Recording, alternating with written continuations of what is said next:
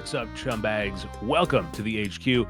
My name is Kandula, and today I'm joined by Nick Sivak for another episode of the Respawn Station podcast. And you know what? The season of gaming is here. That's right. Earlier today, the unofficial start of Summer Game Fest happened with State of Play, which is, of course, our main topic for the show, which also means that we're not going to talk about it for at least a good hour because we got a lot of other things to go over first. Mainly, Nick, we're going to talk about what we're playing. And let me just tell you guys, I have to share, all right, at the end of our segment, I'm going to share one of the funniest things that's happened to me in gaming in a little while. And it's going to be a story. I haven't told Nick this yet, so it's going to be a fun one. So you got to stick around. But first, I got to ask Nick, what have you been playing, my friend? Gotcha. Yeah, so I've been playing a whole lot of stuff. I'm not going to talk about everything just because I've kind of already mentioned it on previous episodes, but I'm done playing Streets of Rage 4 now. I've done 8 playthroughs for each of the 8 characters. Total runtime, you think, for you? I think PlayStation said like 8-ish hours, maybe 10.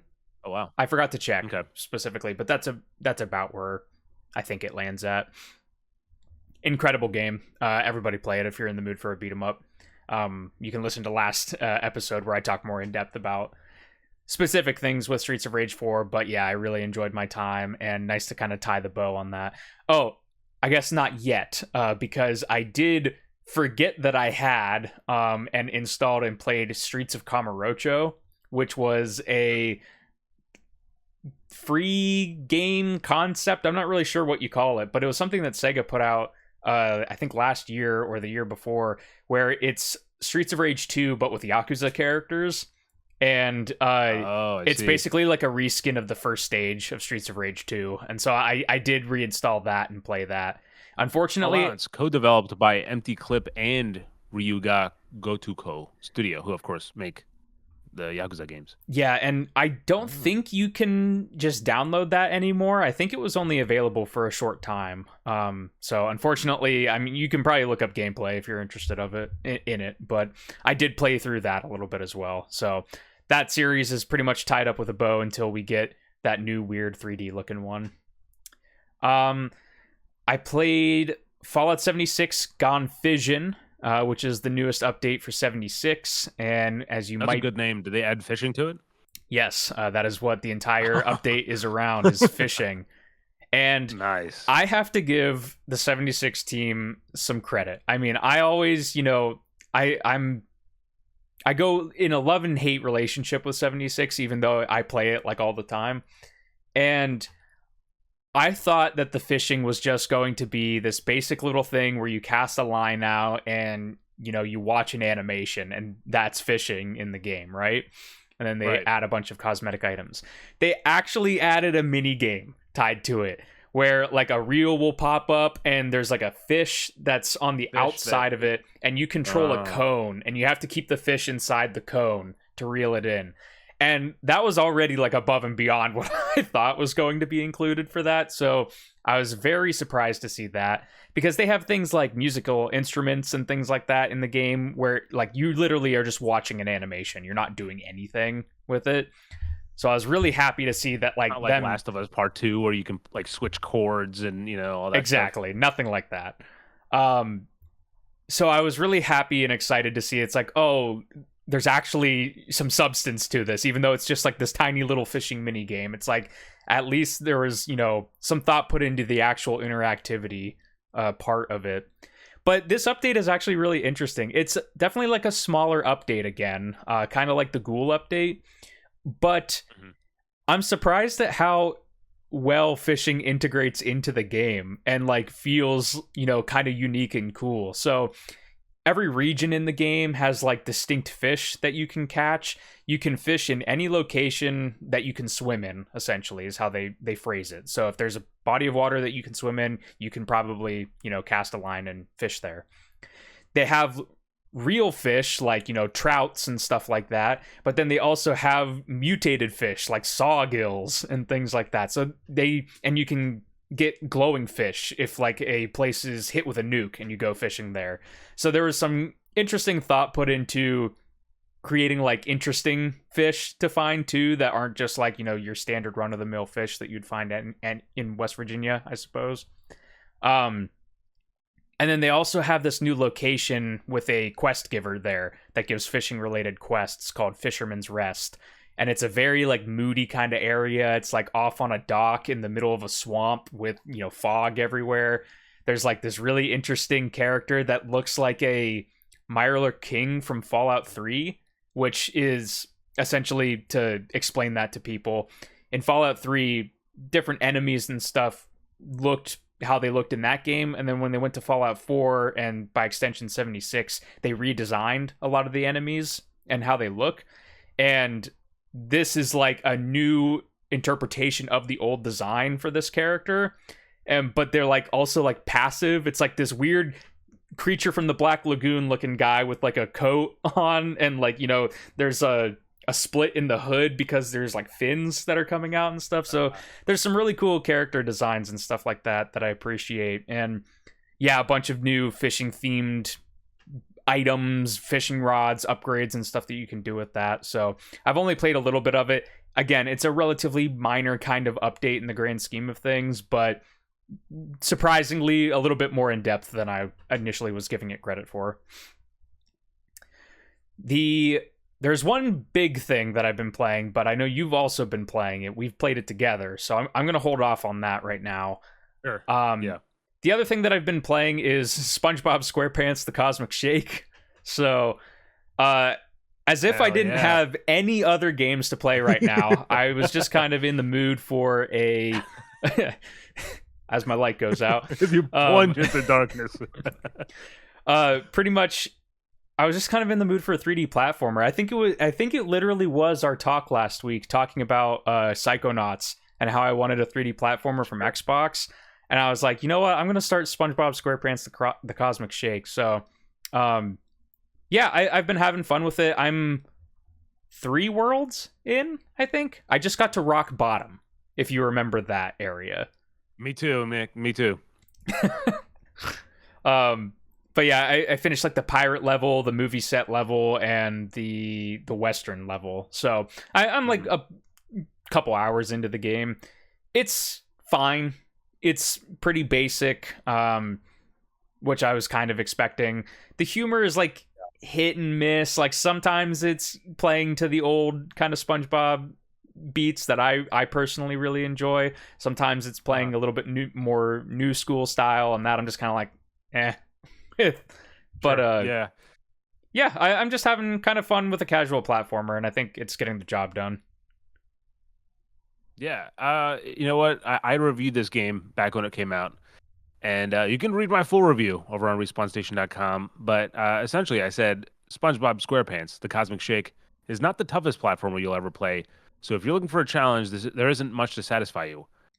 However, if you want a fun platformer that asks you to jump, climb, and karate chop through a variety of different locations, then look no further than Purple Lamp's latest. There you go. That's what I think. And yeah, like a 2-sentence summary. I think the combat specifically feels the most jank to me. Like, I really don't like the one enemy that you hit and then it just yells and throws you away. I feel like that's a very obnoxious kind of gameplay design thing. But as the game is going on and you get more movement options, that's what I've been really enjoying. Like when they chain the like karate kick to like a grapple move, swing and stuff like that. That's where some of the juice starts flowing, and I really enjoy that. So yeah, I think your review kind of echoes how I'm probably going to end up feeling about it at the end. All right. So before we get to the big game that Nick and I have been putting our time into, it's definitely the game that I've probably played the most in the last week since last episode. There's a few quick updates I'll give you. So first of all, the Precinct. I talked about it a few episodes ago, a little bit more kind of first impressions wise.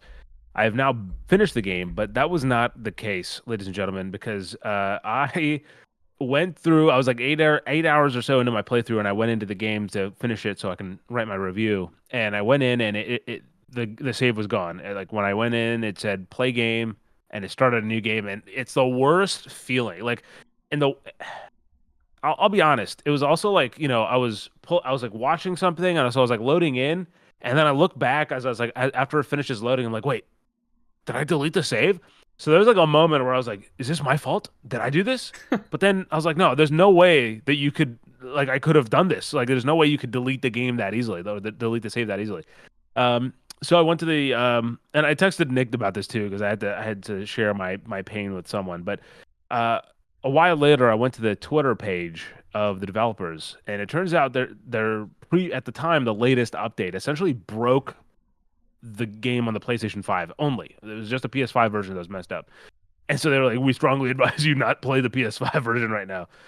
Didn't see that message. But 2 days later, to their credit, they did put out an update, which essentially got rid of that bug, but also added a new button in the menus that helps you recover a save.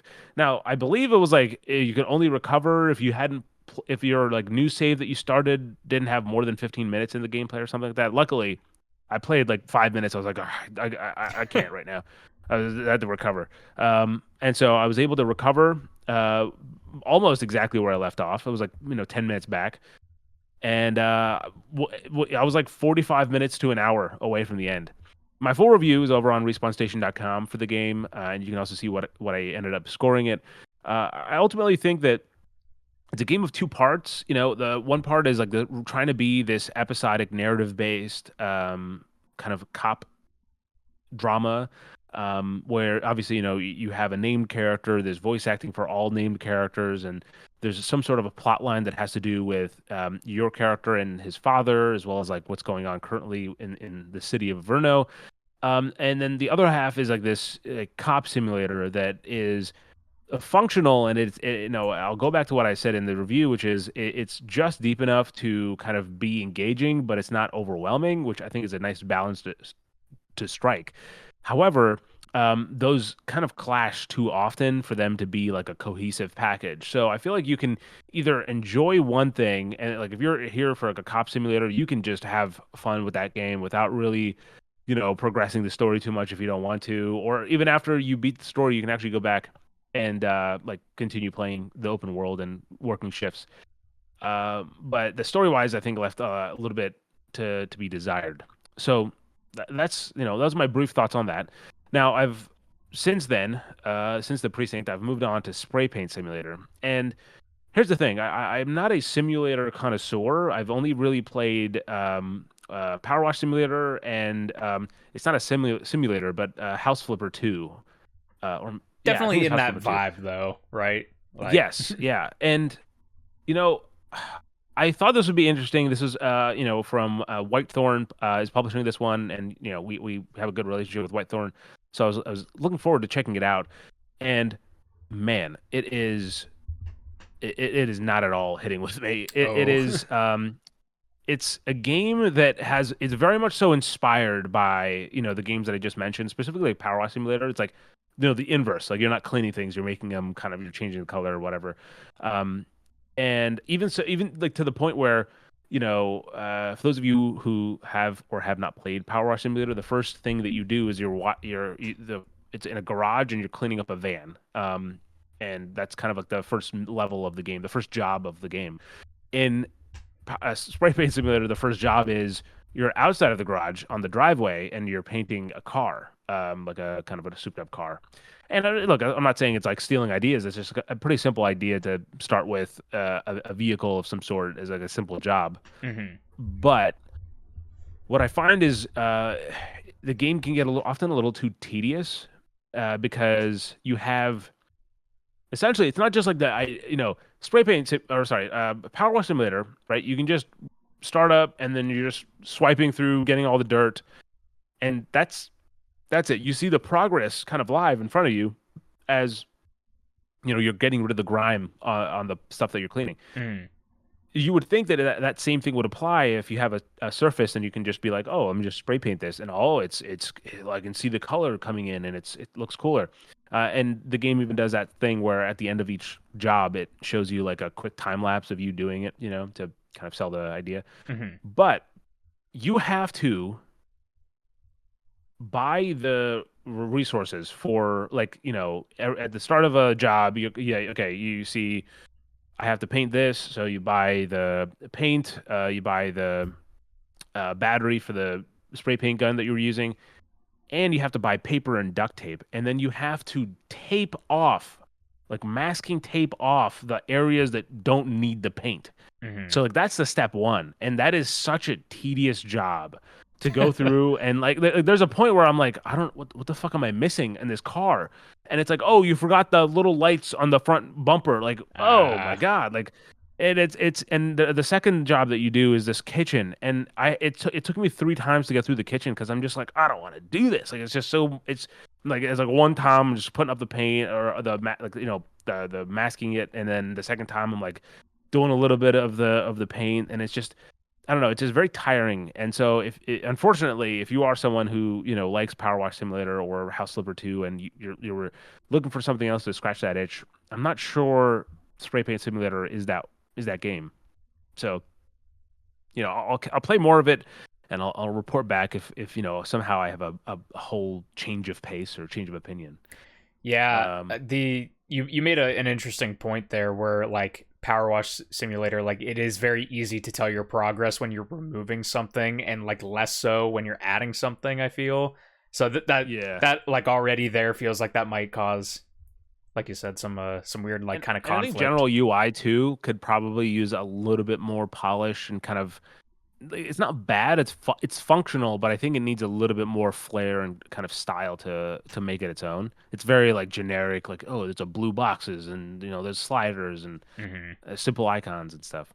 All right, so the next thing, I think I said this a little bit last time, is essentially in June I'm doing a challenge where it's a multifaceted challenge, but one of it is it's my favorite thing. I love doing workouts in VR, just like And I'm not going to talk about everything I've been playing in VR, but I will talk about Just Dance VR, because if you know me, I like Just Dance. It's actually one of the things that I used to play when I was like really in the heat of losing weight, like 2 years ago, 2.5 years ago. I played a lot of Just Dance as one of the games that I kind of went through. I also played the VR boxing games as well, Hmm. but I haven't played Just Dance in VR, so I figured I'd give it a go. I picked it up, and I'm playing it on the MetaQuest 3S. And so here's the thing: I'm not going to give you a full review of the game because it's essentially Just Dance, but it's more immersive. So like, instead of just seeing it on the screen, like it's surrounding you, and there's some cool effects that they do with it, which I appreciate. But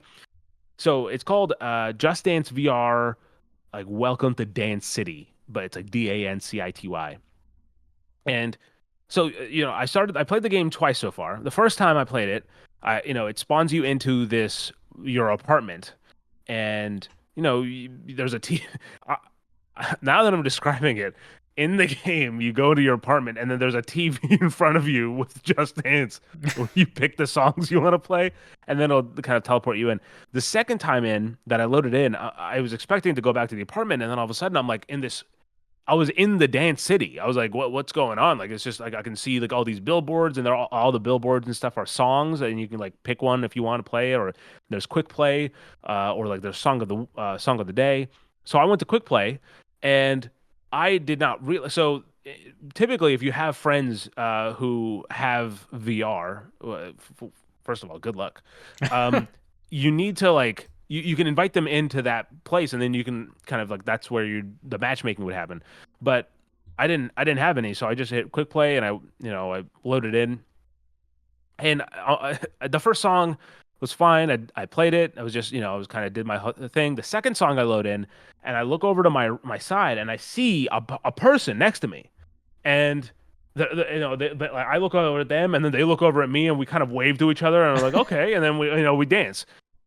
And then I go back to the hub, and I'm like, oh man, like this is like a multiplayer game. I wasn't expecting it to be like this, because you can move around Dance City too. You can use your joysticks to like actually kind of move and go to different areas. Uh-huh. You can pick up stuff too. It's interesting, but essentially I saw like the person that I was just in the match with was like over there, like kind of across this little square or circle. I Hmm. say square, and I did this, but it's like a city square, not like a. I wasn't describing a shape. Uh-huh. But it's like a town square, right? It's like is they're across the way, and I'm sitting there and I look down and I'm like, wait, this just looks like a rainbow form. Like it's like an alien rainbow form is all you have, So I was like, okay, let me figure out. I was, messing with the settings, and then I finally figured out how to get to my like character customization or whatever. And as I'm doing this person that was playing with me, comes up and they stare like they come in front of me and they start waving. I'm kind of like, I look at them and then I'm changing my thing. Now look, I'm a gamer and I have I have no real interest in making friends online. I have enough in real life. So I make my character look, bald, brown, bearded and beautiful, right? Like that's my character. And it was like I select all the options to make my character look like it and then I hit update and and I look over at the person and it was without turning around, they just start doing this. It's just they like moonwalk their way away from me as soon as they it is I was just staring at them walking like just floating away and I was like, oh really? Like it can't be that jarring. Look, I don't know that I don't know if it was a child that was playing or a predator who's like this isn't a child.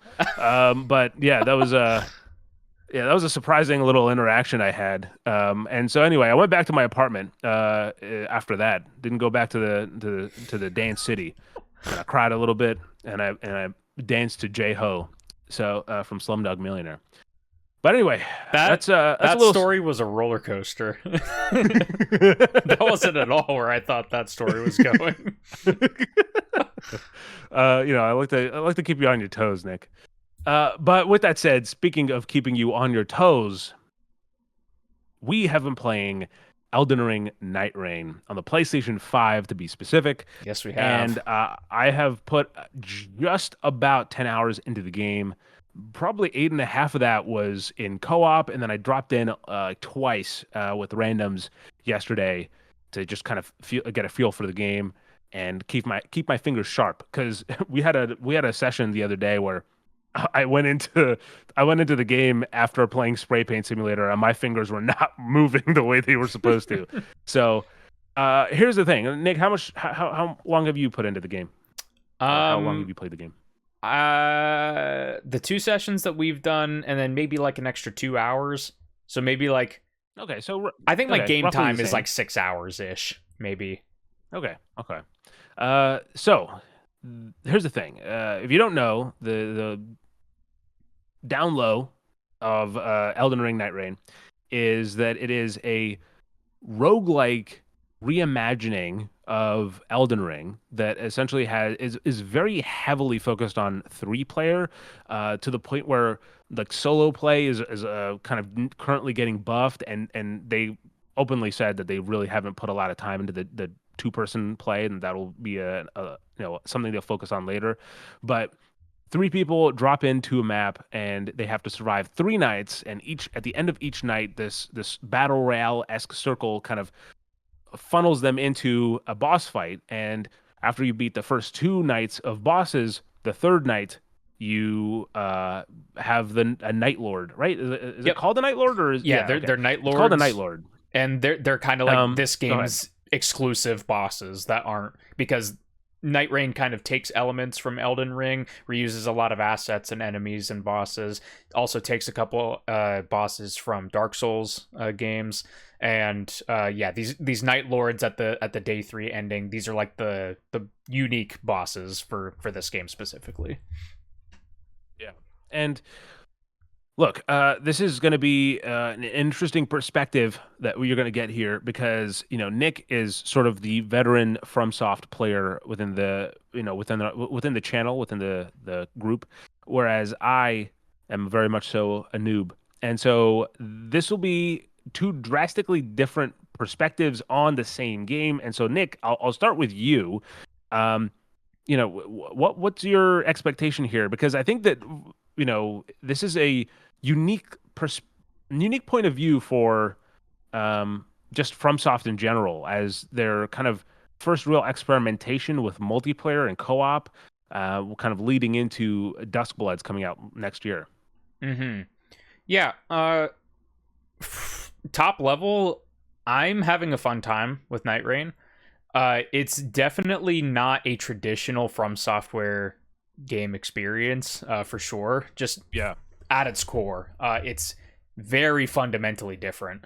But it has like that familiar kind of combat system from Elden Ring. So as somebody that I played through the base game, I played through Shadow of the Erd Tree, and going into Night Rain, yeah, the combat's like pretty much 1-to-1 as you would expect. They reuse a lot of the same weapons and everything from the base game, and that's something that I think is kind of cool about Night Rain. I don't know, I might be hopping around a lot on different thoughts here, but one thing that, you know, From Software games in particular, you kind of fall into a loadout, I'll say, that you like, or like a weapon type that you like using, and then you just kind of stick with that for the entire game because it works. Yeah, I mean, I feel like I haven't seen you use anything other than Wilder in this game. Yeah, and to be fair, Wilder is where I'm most at home at. It's the kind of sword and board, like basic RPG kind of character. That's usually what I gravitate towards in these games specifically. And so yeah, that's kind of the vibe that I've been rocking. But what I think is cool is that because it has these light roguelike elements in it, it does allow you to experiment with new weapons that a returning player like me probably wouldn't have really used in the base game, right? So like, for instance, the other day when we were playing together, I had gotten a Holy Lance during one of our runs, which is essentially just like a spear, more or less.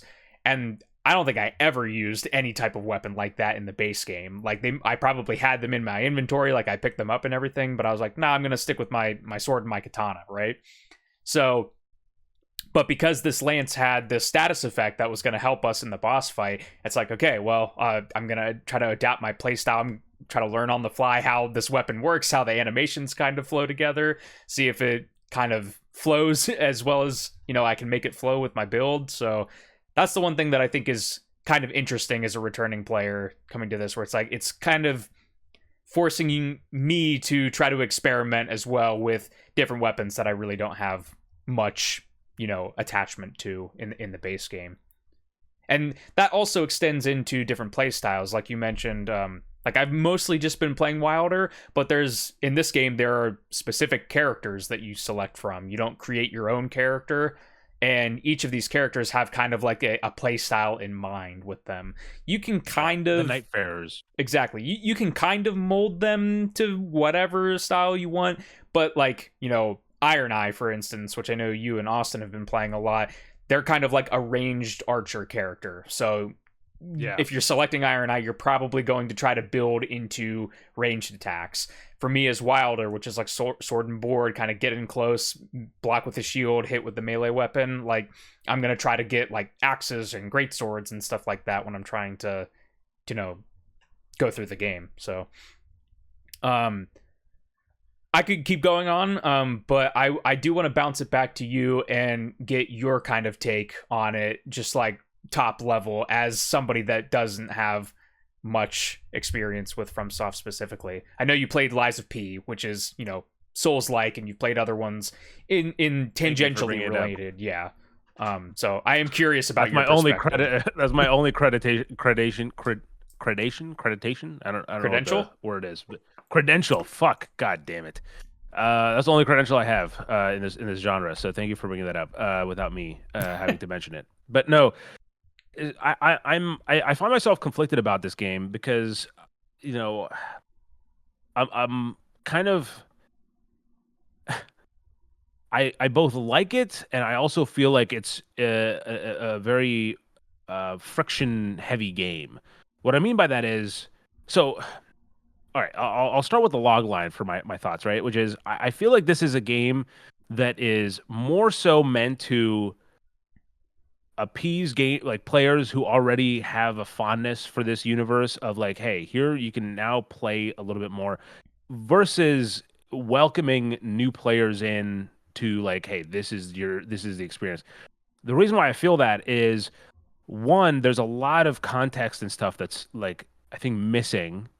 That while it is cool to to see certain things in the map, which I think the map itself, I've said before in kind of in our streams that we did, where I feel like the map is a little smaller than I expected. But that being said, there's some really cool places and designs in it. Like when the nights come to an end and those trees come up, it makes some really cool vistas.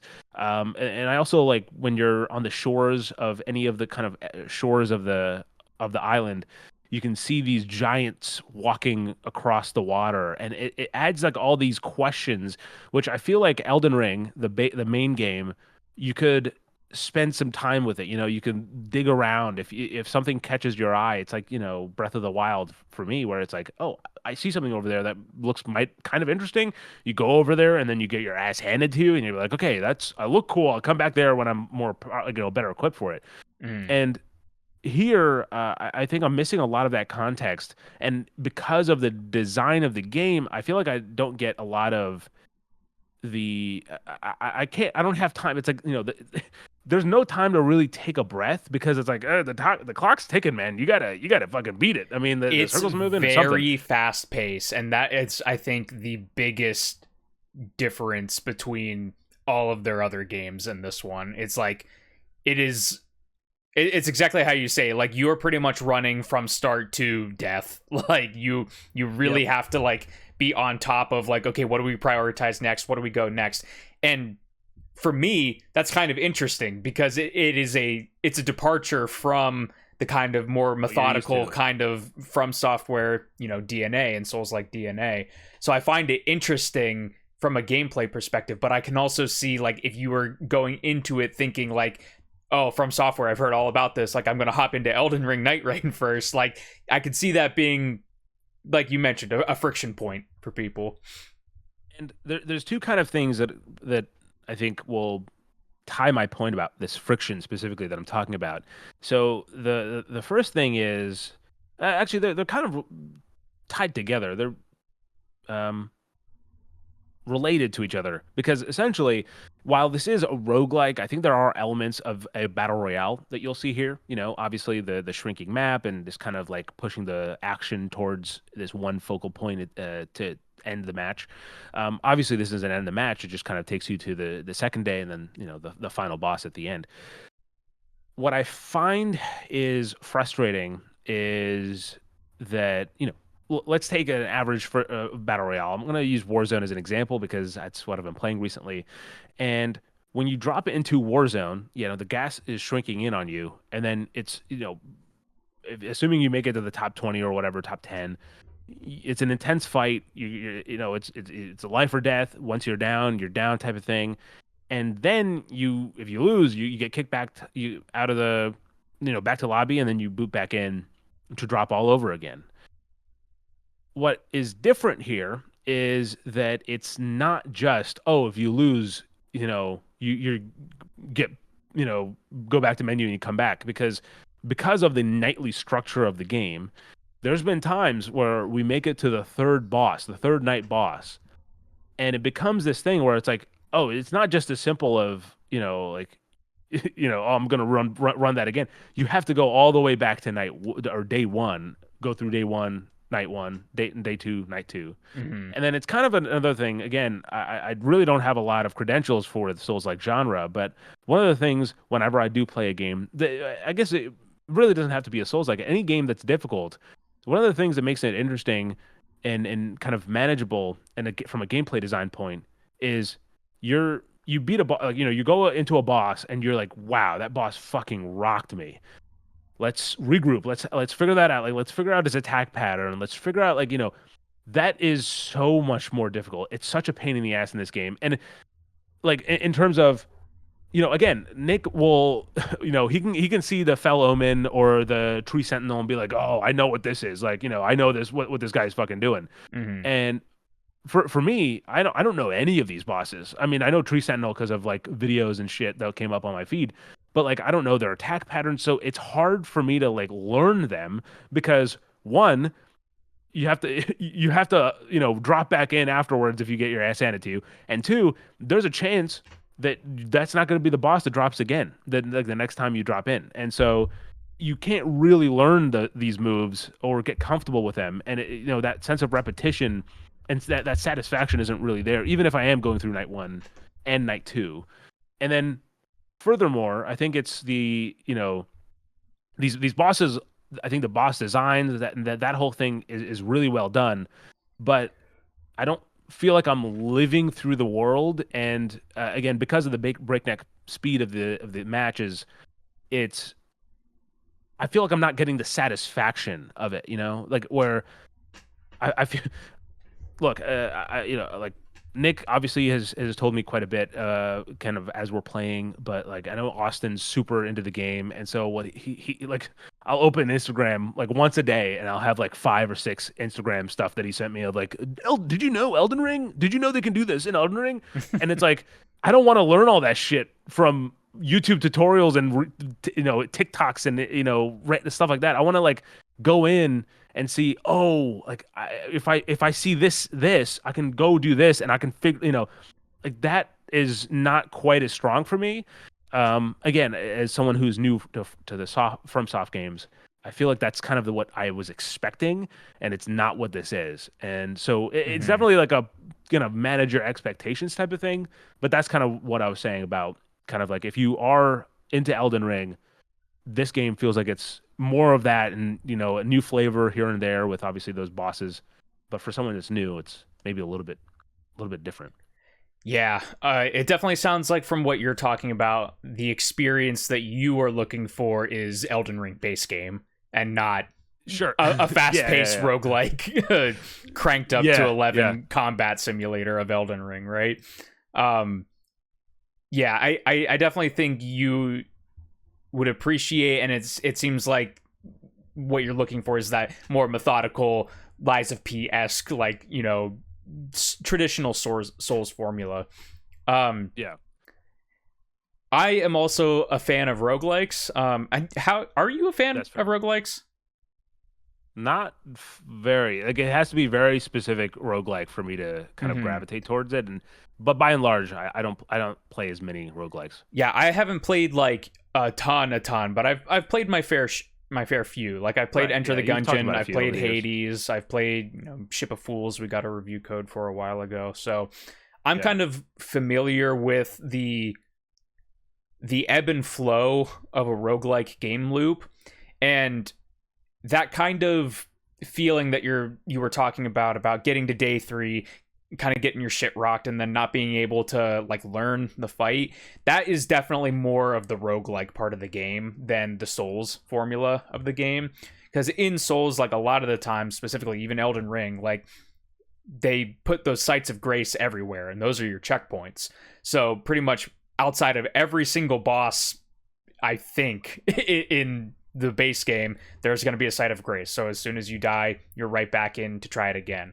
This game, it's definitely like in a Hades or something where you spend 30 minutes getting to room 4 of, layer 4 of the underworld, walk into the Hades fight, and you get 2-shot by an attack, and then you're back to stage 1, right?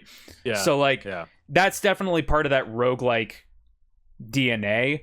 And going into it, I was expecting that. So like, while we've been playing, like we were playing our session the other night, we got to day 3 separate rounds in a row, weren't able to close it out, unfortunately. But like, I wasn't really getting that like upset over that. And part of that is because I have finished it with randoms, but also part of that it's just like I know that like the chances of me dying here are more times than not going to be greater than us getting through it. So it's like, part of it's just having that kind of expectation going into a round that's just like, okay, I'm gonna assume I'm gonna lose, so I'm gonna pop off if we actually pull it out this time. So and I want to say like we did get to the third night 3 times, and we did not unfortunately seal the deal. But I was actually not mad at any of those, kind of going through those motions. And actually, I think the most kind of upset was probably when I felt like I was holding the team back, and I was like, "Fuck!" Like I need to get my shit together. That was probably the most like, okay, like frustrated, but that was in myself. I think more so than the game. So I do think that playing with friends is a huge part of this game because playing with randoms. I know Nick kind of said that he you know played through and he actually beat the first night or the third night boss, the first third night boss, with randoms. I played with randoms twice. I queued up with and it was bad. It was like these people are, and there's really no way to tell. It's not like there's when you're frustrated and you can yell at, like, if I can yell at Nick, it's a lot more satisfying than me yelling at a nameless a named person and like they can't hear that I'm just in my room fucking shouting, right? Mm-hmm. And so I think that the multiplayer aspect really does, like, well, with friends specifically, helps a lot. So I don't find myself necessarily raging as much. Like, yeah, I don't know if I've necessarily raged a lot in the game, but it's more so just like I need to get to mastering it, and I feel like I can't get there. So it's not like I'm quite frustrated with it or fully worked up about it yet. Mm-hmm. But I'm curious. So like one of the things with roguelikes and the way that this kind of game plays into it is that at the end of every run, you pick up something that kind of helps you the next time around that you can play around with and see if that's what works for you. In this game, that stuff is runes. Which essentially you can go and, right, they're called runes. You It's can go Merc that you get for the out of. well, that's the currency, right? Because then there's Yeah. the runes are like the drops that you can essentially put on your characters to, right? They're called runes. They're the things that you can attach to your character. I think those are relics. Relics. Runes are Right. the thing Runes you are get in the run when you souls. kill enemies. Yes, that's Yeah. what I was like, yeah, the runes is that right? Yeah, relics. Yeah, so relics are you pick up two things at the end of every run: relics and the mercs or Merc. fuck, Yeah. goddamn merc. The merc is just like an in-game currency. You can go to the shop and spend stuff to get new emotes or kind of items, including, that's one of the ways that you have to get the unlockable character as well. Mm-hmm. The last unlockable character. And there's two unlockable characters, by the way. Duchess, who's the lady in the white cloak, and then the other one that you have to beat a boss. You have to beat her as a boss to get her. But the relics are essentially for each player or each character. They have their own set of relics that they can have, and some are just generic relics, and some are specifically for the character. Like, this can only be equipped by this character. And I find that system is interesting because it lets you kind of tweak and play with it and kind of find that balance. I perhaps wish that there was a way to kind of like drop in and not just against those like dummies, but drop in and kind of test it out and in a practical way that doesn't have you entirely losing everything. And look, I think kind of what I'm trying to say is, do you find relics to be enough of a kind of a roguelike satisfaction for you in that formula? Because that's really right? Like, that's really what you're getting as the post match rewards. For me, the relics are. It's not implemented in a great way. If there's two things about the roguelike nature of the game that I wish were better, I wish it would be the relics, and I wish that there would be a little bit more randomization in the runs themselves. Like you mentioned, like, the map is like pretty defined. Like, points of interest can change. Like, you might drop by a camp next to a castle one run, and then it's like, you drop in the same physical part of the map and it's a camp and a church. So, like, they can change points of interest on the map, but rarely does the terrain change until you get into the altered world events, which is kind of unlocked later on, where like a region of the map will change. But the relics, some of the unique ones that you unlock from doing the remembrances in kind of like the story progression of the game give you unique kind of things for your character. So like the one that I did after I completed the first Remembrance for Wilder, you get this whetstone that you can hold, and basically it unlocks a new combo you can do with your greatsword, where if you use the grapple hook that he has and then you initiate a combo, he'll light his greatsword on fire and get like new swing moves and everything. So like stuff like that is really cool, but most of the relics you get from completion just kind of feel like minor stat changes. It'll be like, oh, Yeah. you start with, fire grease for your weapon, or oh, you have like a little bit more physical damage resistance or something like that. And so in other games like in Enter the Gungeon or like a Hades, where, the randomization really kind of changes how you have to play on a run-to-run basis, the relics don't really do that. Like they just kind of like augment your next run or give you like basically like a little bit of an edge that you wouldn't otherwise have. And so like I do think that they're a little bit underbaked and would have liked to see a bit more dynamism like injected into the run through them. Yeah, and look, I can keep harping on it, but I'll kind of quickly say that visually, I think the game, the art design of this game is spectacular, and then also the music, it just really kicks ass sometimes. At certain points, especially when it like kind of takes center stage, and you're like, fuck yeah, let's take this boss. But I do think, and again, this goes back to the fact that this is FromSoft's first real attempt at making this sort of a game.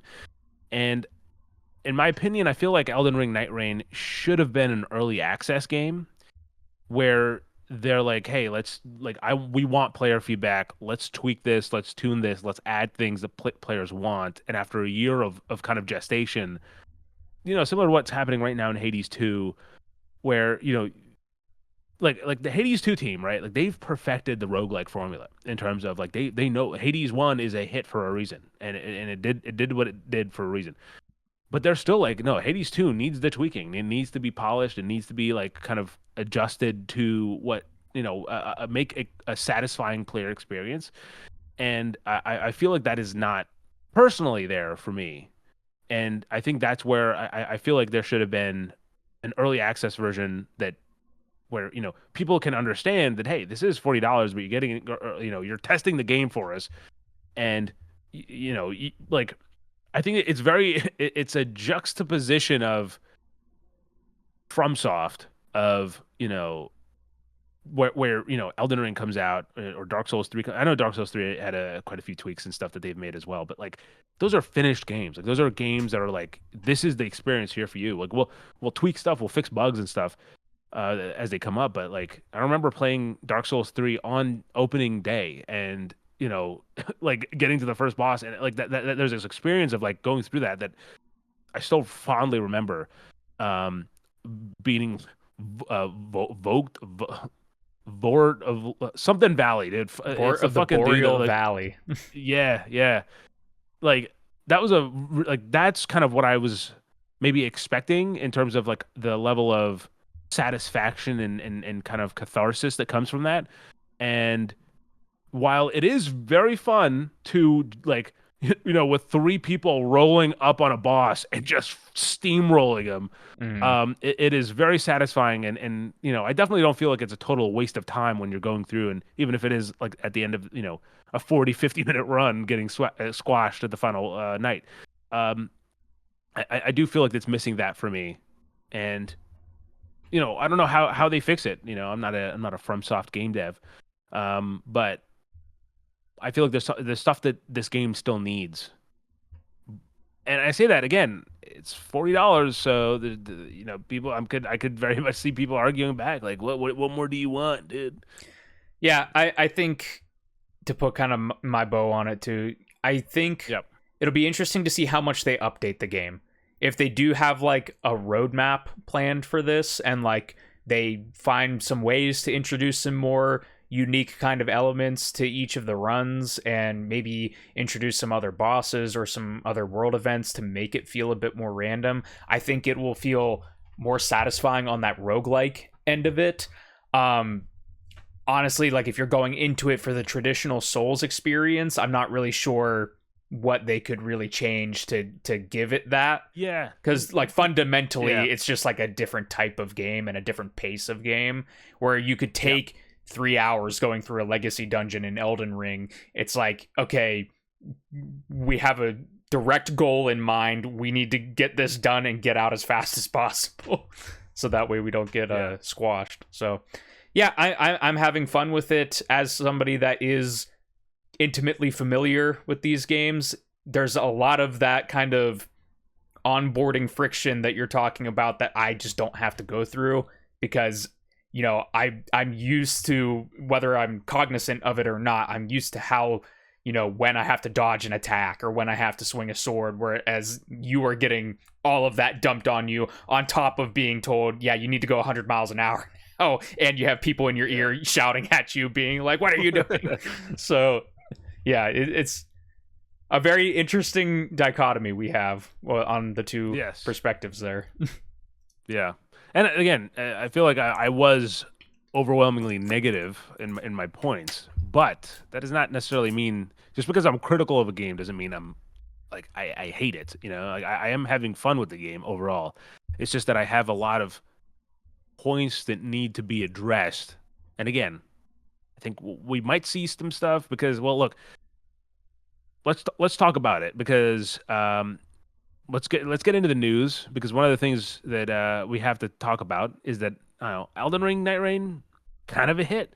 It sold 3.5 million copies in 5 days, which is of course nothing new to FromSoft with the way that Elden Ring sold. Mhm. But they've already been doing some updates and stuff to the game. They, solo play I know has a bunch of buffs in terms of like just rune pickups were changed. The way that like what else was it? Like you can get an additional like way to like pick yourself up if you're playing solo. Mhm. I think duos.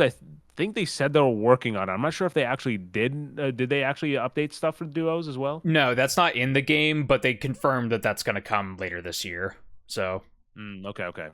And upgraded bosses as well. Do you know what that? Do you have any context for that? What that would mean? I think that's their language. So I'm not really sure. Sure. I'm guessing like maybe some different move sets if they put that in, or That's like exactly what I need. that, or like Let me. maybe it's how we were talking about how the three-headed dog, it has the holy weakness, like maybe like changing those on a run-to-run basis or something like that. That's what I would have to guess, or maybe something about the Sure. arena would change. I don't really know, but Yeah. Yeah. Well, look, we'll probably be playing more Elden Ring Night Rain, so you can tune in and kind of see how our thoughts are shaped. But of course, you can also just watch us live and see what we think of it as it's happening as well. We got to get Nick into streaming, get him to share that gameplay because honestly, right now, all you see is like like me down in the final boss watching Nick like getting the angles of Nick as he's like fucking parrying these fucking bosses or like blocking these attacks. Like, god damn it, I fucking wish. Um, and yeah, more on Night Rain to come. But with that said, we got other stuff to talk about as well. yeah. Earlier this week, the unofficial start. I know it said the state of play was kind of the start of Summer Game Fest, but the unofficial start of the unofficial start was the state of Unreal, which I don't know what's with the state of that they that they've stuck to here. Mhm. The notable thing here was that they did a Witcher 4 tech demo, and boldly they did it live on stage, and they were so they were so confident they even cut to the guy's hands of him playing to be like, look at this, this is happening live in front of you. And I gotta say, watching that thing, I know nothing went wrong, like everything was good, but like fuck me, like you have to really trust the builds that you have to not say like nothing can go wrong. We got this plan Mhm. down. So what do you think? It was like a 14-minute kind of all the full package is 14 minutes long, but that included like a little bit of on-screen talk from the speakers, as well as kind of these really interestingly mixed like tech demo parts where like you zoom in on the horse and then it goes into the horse muscle and then it goes through like the crowd later on where like you can see the crowd changing and stuff. So yeah, Hmm. what'd you think? Yeah, we should at the top. I mean, everybody is saying this, but like it's a tech demo, and CDPR has also come out and said this is not representative of gameplay of the game, right? For me personally, like while they say that, and while yes, I understand this is not gameplay, it's probably not that far off, if we're being honest, from what realistically it'll look like. I'm sure that it'll go through some downgrades or some lighting changes or something like that, but like whenever they have There's no way those, the puddles will look like that, right? The puddles can't look like that. yeah, it's like whenever they have those shots of like, Siri walking along a thing, it's like, yeah, that's probably what The Witcher 4 is going to look like. I don't think you needed an Unreal Tech demo to, clue you in on that. But Yeah. I think, yeah, it was an interesting kind of thing because there's not many, to my recollection, there's not many studios that do a tech demo for a game prior to release in this way. Like they're clearly working with Unreal Engine to develop a lot of these tools for Yeah. future games, not only The Witcher. And so I thought it was an interesting just kind of thing, I guess, that happened versus, like the typical kind of Unreal Engine tech demos where it's just like some generic fantasy or, rain slicked Yeah. road or whatever. Like it was like, hey, this is actually something that like is using these tools and that we are going to see eventually, ship an actual product or whatever with. So I thought it was interesting from that perspective. The tech stuff, like, it's cool, but it's definitely more like developer focused than consumer focused.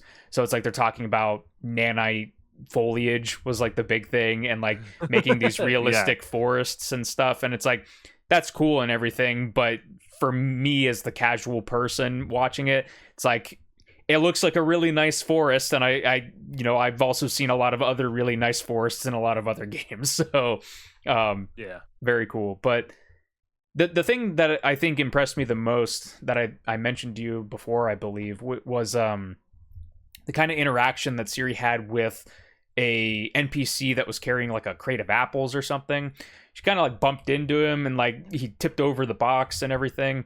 And if that's kind of the animation level that they're trying to target with like interactions between characters, I think that could be pretty impressive because there's a lot of games where it's more common now, but it's a lot of just kind of like kind of interactions with people, like you bump into them or like you or like the box just shatters and like that's it, like like the smallest bump and it's like psh, oh. or they just drop it or something, or there's like one physics object that pops out of it or something like that.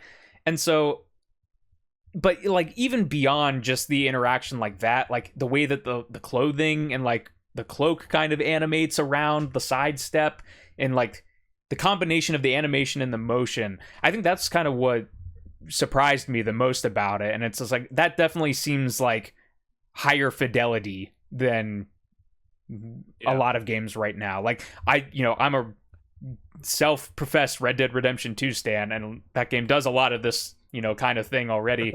Yeah. But again, that's from Rockstar Games, who have unlimited money. So it's like it'll be interesting to see if it's if these new tools are able to be more widely adopted into other types of game, not just Witcher 4.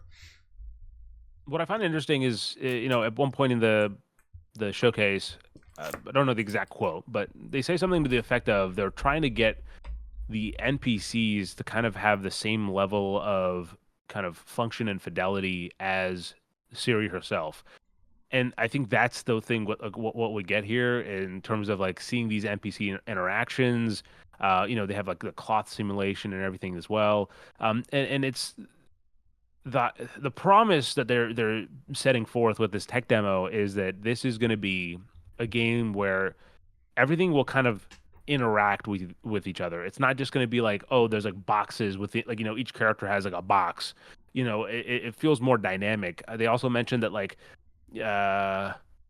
Kelpie, I think is the name of the horse. Like you can go like Siri can essentially like approach the horse from any angle, and the interaction to get on will be like dynamic to that. And I think Red Dead 2 also has similar kind of mechanics, but yeah, there's like a lot there that they're trying to make the world, that character and that world feel like fully enhanced. And I think that's an important thing to kind of look forward to in the future of video games, in terms of it's usually like the player is the one that they've is the focus, and everything else is kind of like, oh, they're there, they're kind of like exist, but they all exist in the player's world, where I think it would do a lot to make it feel like like a real living world when everyone's kind of on that same level of kind of visual fidelity and prowess. Mm-hmm.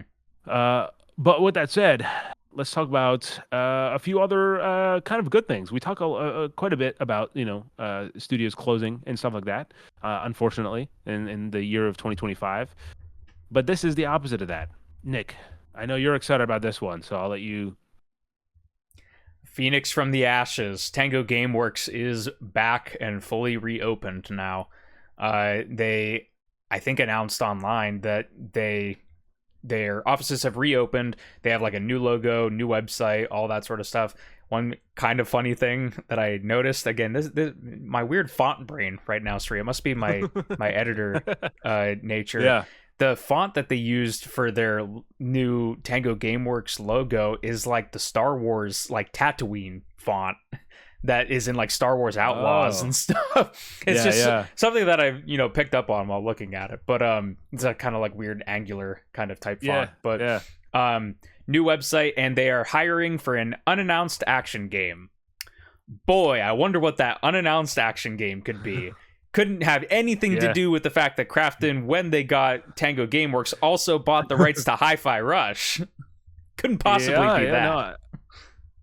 Can't. What are the odds that they're working on a new game, a successful sequel to the last successful game?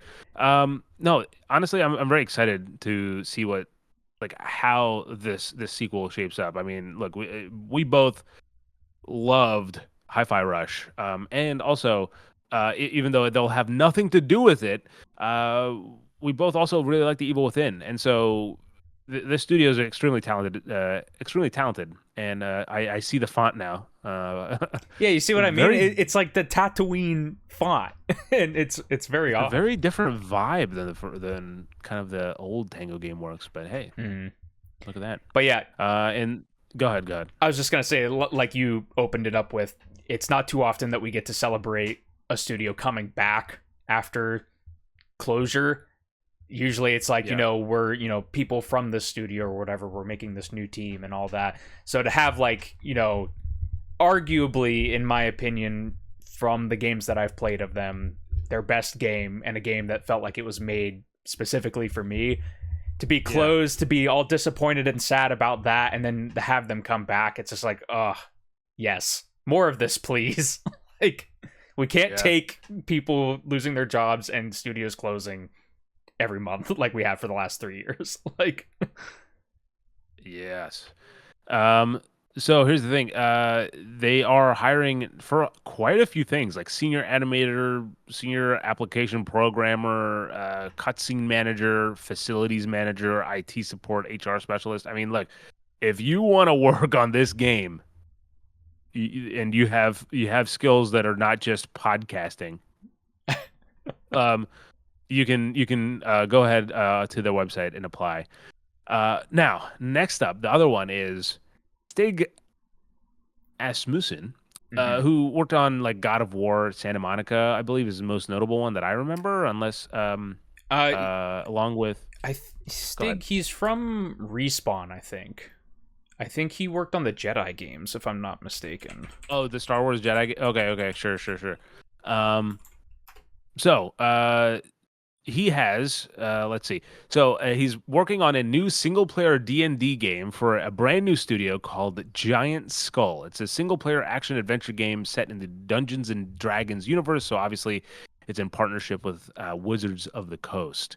And just to kind of get his credit, so Stig is a game industry veteran who directed God of War 3 and Star Wars Survivor and Fallen Order. So yeah, there you go. yeah, this is going to be an interesting one. Again, we'll have to see. It's going to be a wait before we get to see what exactly this is. I don't imagine that it's going to be announced very quickly, but Yeah, the eh, D&D kind of license obviously is kind of like wide reaching. The only other thing that I thought yeah, of was that and you probably would not know this. It's kind of like I feel like a lot of people don't know this, but the guys at Starbreeze, the Payday developers, they are currently working on a co-op D&D game as D&D well. game. Um Whoa, so I could see it. I'm guessing, obviously we don't know anything outside of a little bit of concept art, but for at least the Starbreeze one, I could imagine it being like a fantasy Payday, and it's probably going to take cues from that movie that came out a couple years ago that was like kind of a fantasy Great movie, heist by the way. movie. Yeah. So I bet that's kind of the vibe for this one, or for that game. This one from Stigis Musin, I Souls like. God of War, Star Wars Jedi, they kind of have like a look specifically to Yeah. them. So that's kind of what I would expect, is like some platforming, some action, some RPG stats, that sort of stuff. So yeah. And then, ladies and gentlemen, that brings us to the big topic of the show. But of course, before we talk about the state of play for June 2025, let's hear a quick word from our sponsor.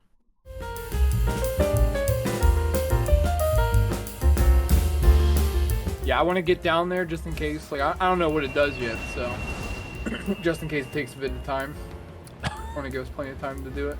Yeah. Is it one of the, okay, that's an Evertrail. Okay.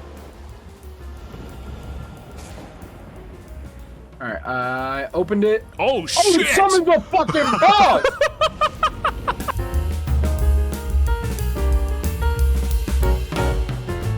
Thank you, sponsor. We appreciate it, as always. Now, Sri, the main topic at hand. We're a few hours removed from it. Sony State of Play 2025. I was going into this specifically with middling expectations. We talked beforehand, and I was like, we'll probably see, like, Insomniac's Wolverine. That was probably like on the high end of what I was expecting.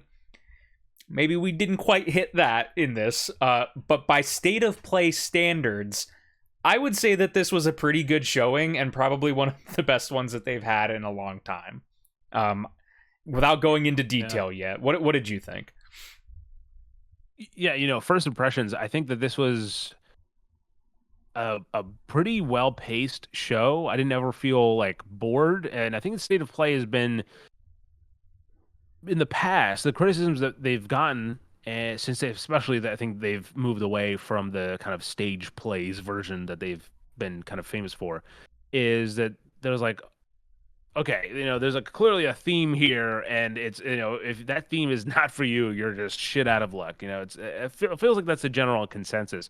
But what I think that this show does really well is it had a few surprises, nothing crazy, but it was a very diverse cast of games, that were like, if you liked something, there's probably something in here that, if you like gaming, there's probably something in here that would have caught your eye. Mm-hmm. And on top of that, there's some real kind of surprises in terms of just like, how did this get in here type of thing, that of course we'll get into. And of course, along with that, every game also got a special blog post over on PlayStation, and we're going to go over some of the juicy details as we talk about our favorite games of the show, of which there are at least several. Like, it's not going to be that like every game is a hit for either of us, right? We're not going to say every game is one we're going to play, but there are quite a few games that caught our eye that just were really cool. And I think that the last thing I'll say before we kick off this conversation is, each game here today had a heavy vibe to it. Like, it was like everything was like, this is the studio is committing to this look and aesthetic, and they're totally selling it on, in the gameplay trailers or the trailers. So with that said, Nick, where do you want to take this conversation? Where do you want to start?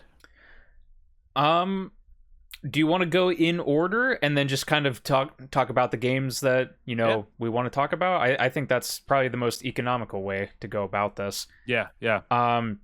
So at the start of the show, they opened up with Luminous Arise, or Luminous Arise. I'm not sure exactly how it's pronounced. I think it might be Luminous, but Luminous Arise.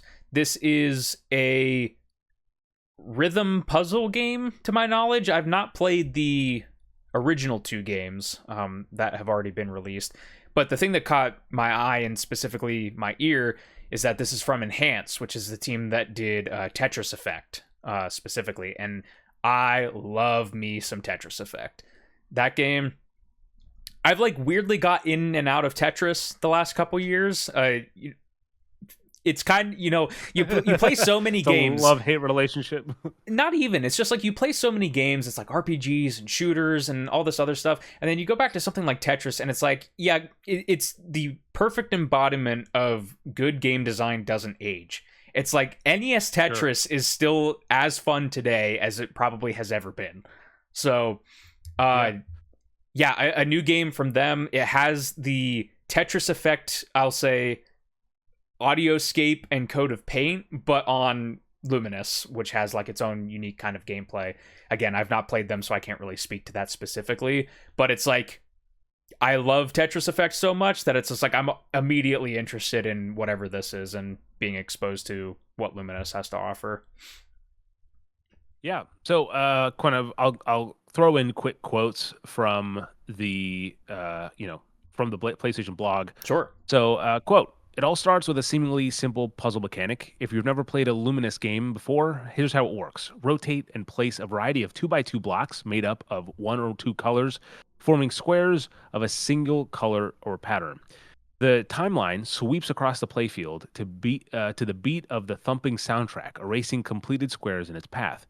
That gives you a light time pressure to form squares and build on them, making bigger and bigger squares to clear combos and score even more points." Gotcha. That's the kind of general selling point. There's also Burst. So now to amp things up, we're introducing a brand new feature to Luminous core gameplay, Burst. As you play, you charge up a gauge shown in the top of the timeline.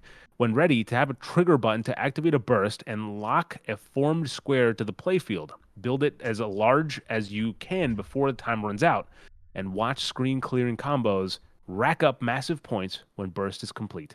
So yeah, it's a lot going on there, but then there's also that soundtrack, which is the specifically the one from the trailer, which caught both of our ears, I should say, is the single of Only Human, and it's available on Bandcamp, and it's coming to other streaming services soon. But Arise features new music composed by Heidelich, who was also responsible for Tetris Effect Connected's award-winning score. Yeah, and it's funny that burst mechanic is in Tetris Effect Connected. So as soon as you said that, I'm like, oh, so okay. Yeah, they are sharing mechanics there. But the one last thing I'll say, Sri, about this game and / Tetris Effect, if you guys are ever looking for another beat it in a day kind of thing, Tetris Effect might be a good one to have in the back pocket if you want something a little bit more casual. Like, I think you can get through that in just like a handful of hours, and like if you're cool with Tetris, like, the experience of going through that and seeing the art styles change and the music and the sound effects change is really, really nice. So I'm expecting the same kind of thing. I will tell you, Nick, I actually have Tetris Effect installed on one of my systems. Do you want to guess which system? Is it PlayStation? It's the MetaQuest 3. I have it installed on my MetaQuest. I have played it on PSVR, so I'm sure it's way better on MetaQuest if you're doing it. So I'm looking forward to it. It's one of the games, like I have apparently somehow 50 games installed on my PSVR or my MetaQuest, and so I have to eventually get to some of them. But that is one of them, because I've heard it just like it's a really trippy experience and just kind of like a kind of just a surreal, relaxing gameplay. So I'm looking forward to that one for sure. And this one just looks like it's building on top of that, which is cool. And we should also add with these, some of them have dates, some of them have windows. Luminous Arise has a fall 2025 attached to it, so later this year. Next up, Pragmata. hey, this game still exists. It's not dead. It's not dead. Announced when the PS5 was revealed and still not out yet. But this is a sci-fi Capcom developed third-person action maybe shooter, kind of. There's only brief glimpses of gameplay in here. It's got some movement. They describe it as an all-new sci-fi adventure with its own unique twist of action and strategy. That's what they say. So nothing heavy. I don't have much to say about this one, Sri. You know, I'm a Capcom fan, but visually, this one's not really doing it for me. It kind of... I've not played these games. They're also Capcom games, but it kind of gives me like Lost Planet vibes almost in how it like has like near future kind of... Are you talking about? Okay. Just like the tech and like the wait, look. Lost Planet. I'm looking at the wrong game. Yeah, Lost Planet with that's the one with the snow, the snow, right? Mm-hmm. Like the third one is like all like a snow planet. Yeah, it's like it's like near future. It's sci-fi. It has this weird like AI kind of megacorp kind of thing mixed in there. I don't know. It's just it doesn't feel like it has as much of a defined kind of identity at this time that like a lot of other Capcom heavyweights like Street Fighter or Resident Evil or Devil May Cry, Monster Hunter, like those have a very defined kind of look that is very impactful that I don't really feel with Pragmata.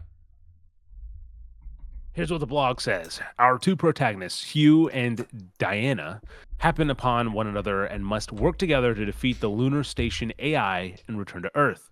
Both have their own abilities, and you'll need to control them both at the same time to overcome the many obstacles you'll face. The 2-in-1 approach, where hacking is a key to your success, is our own unique take on combat that you'll only find here in Pragmata. Stay tuned for more details as we delve deeper into the combat experience in the near future.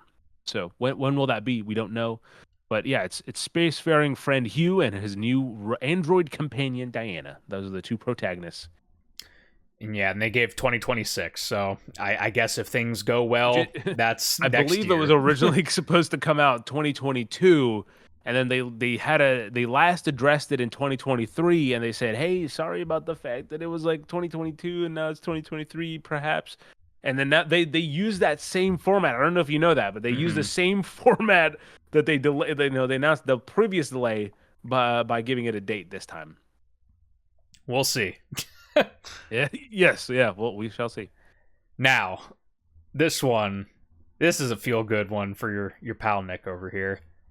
Romeo is a Dead Man, and this is coming from Grasshopper Manufacturer and Suda51. I almost clocked this immediately as soon as it basically it starts off with this like as to be expected from animation. Exactly. From Grasshopper, maybe to be expected, but it's like a kind of detailed like 3D model of a house, and then it goes into this like animated style of these people having a meal of curry at the table. Everybody's very loud, and there's music going off. This one character goes off to the front door, screams. Another character goes to the front door. Half his face is ripped off. His arm is being eaten by a weird ghost-looking demon thing. The other guy sticks a life-saving device through his eye that like explodes his head, and then we're going through like the brainwaves or something, and it basically it evolves into this kind of sci-fi action third-person shooter kind of video game that, like I said, I pretty much clocked it immediately from some of the animations where it's like his run looks like Travis Touchdown from No More Heroes 3. Like, you know, the sword swinging looks very similar to that game. So there's a couple of stylistic tells, a couple that, you know, gameplay, animation kind of things, and then even just down to the name, Romeo's a Dead Man. That's such like a Grasshopper kind of title for a game. And yeah, I will not say, how do I want to phrase this? Grasshopper definitely lives very comfortably in the AA space. This is not like a massive budget AAA video game, but because of that, it allows them to really kind of stretch those stylistic and creative muscles with different gameplay types and interesting visuals, spread throughout the different games that they make. And this game, you play as Suda mentioned in his little one-on-one after the fact, he said you play as Romeo Stargazer, and he's an FBI agent that travels across space and time to defeat wanted criminals. And so from the music to the style to the animations to it being like sci-fi, like it's ticking a lot of boxes for me specifically. And so this specifically was my game of the entire show, I think. Again, Suda's games are not necessarily for everyone. There is a good degree of jank to some of those games and everything, but they are undeniably like a Suda and a Grasshopper game, and that's what I think draws me so much to their style, their over-the-top kind of sensibility. Well, quote, super bloody action, crazy twists and turns to blow players' minds, and a whole mess of kind of stereotypical gimmicks, all rolled into one wild ride. Our hero, Romeo Stargazer, is a man stuck between life and death. His own was saved mere seconds before the end by way of a time paradox that shattered the space-time continuum, which was created by a genius scientist screwing around. Now, Romeo is FBI space-time special agent Deadman, and sporting a red mask called the Dead Gear, must hunt space-time's most wanted fugitives through multiple universes. And if obviously it's a very action-heavy game. It promises to be their bloodiest game yet. And when the going gets really tough, unleash Bloody Summer, an instant kill special attack that uses blood accumulated from your enemies to turn things around and get you back on top. Yeah, that looks crazy, and yeah, it's another one where they have a definitive style, and I always appreciate when someone has such a unique kind of voice that you can look at it kind of at a glance. I haven't even really been. I played like the first No More Heroes game, but like I haven't played any of the recent ones. But I knew that I was like, oh, this is that. Like this is the new game. And so it's very definitive, and this is has a release date of next year. So hopefully 2026 is when we'll see more of this. As he mentioned, they've been gone for a little bit. The last game from Grasshopper was No More Heroes 3, and that originally released, I think, in like 2021 on the Switch. It was a Switch exclusive for a while, and then eventually it got released on PlayStation, Xbox, PC, and all that. But yeah, it's been a minute since we've gotten a Grasshopper game, so it's just nice to see them back at it again. Yeah. All right, what do you got next? Silent Hill F. The next in the line of Silent Hill revitalization efforts, coming after Silent Hill 2 Remake. This is the one that is going to be set in Japan in the 1960s.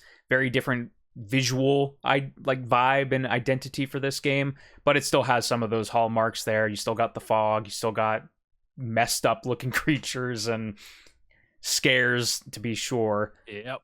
The one thing that I noticed in this trailer, I don't know if you noticed it or not, but when they're showing like clips of gameplay, which again, I'm happy that they showed gameplay, because the last time when we talked about the Silent Hill transmission, it was just kind of like cutscenes and kind of talking about high level concepts for the game and stuff. This time we actually did get to see gameplay, but there is a heavy amount of hits done in those animations. It's like the main character like hits an enemy and the game like freezes and like then continues on. It's a bit crazy. So that was certainly a choice.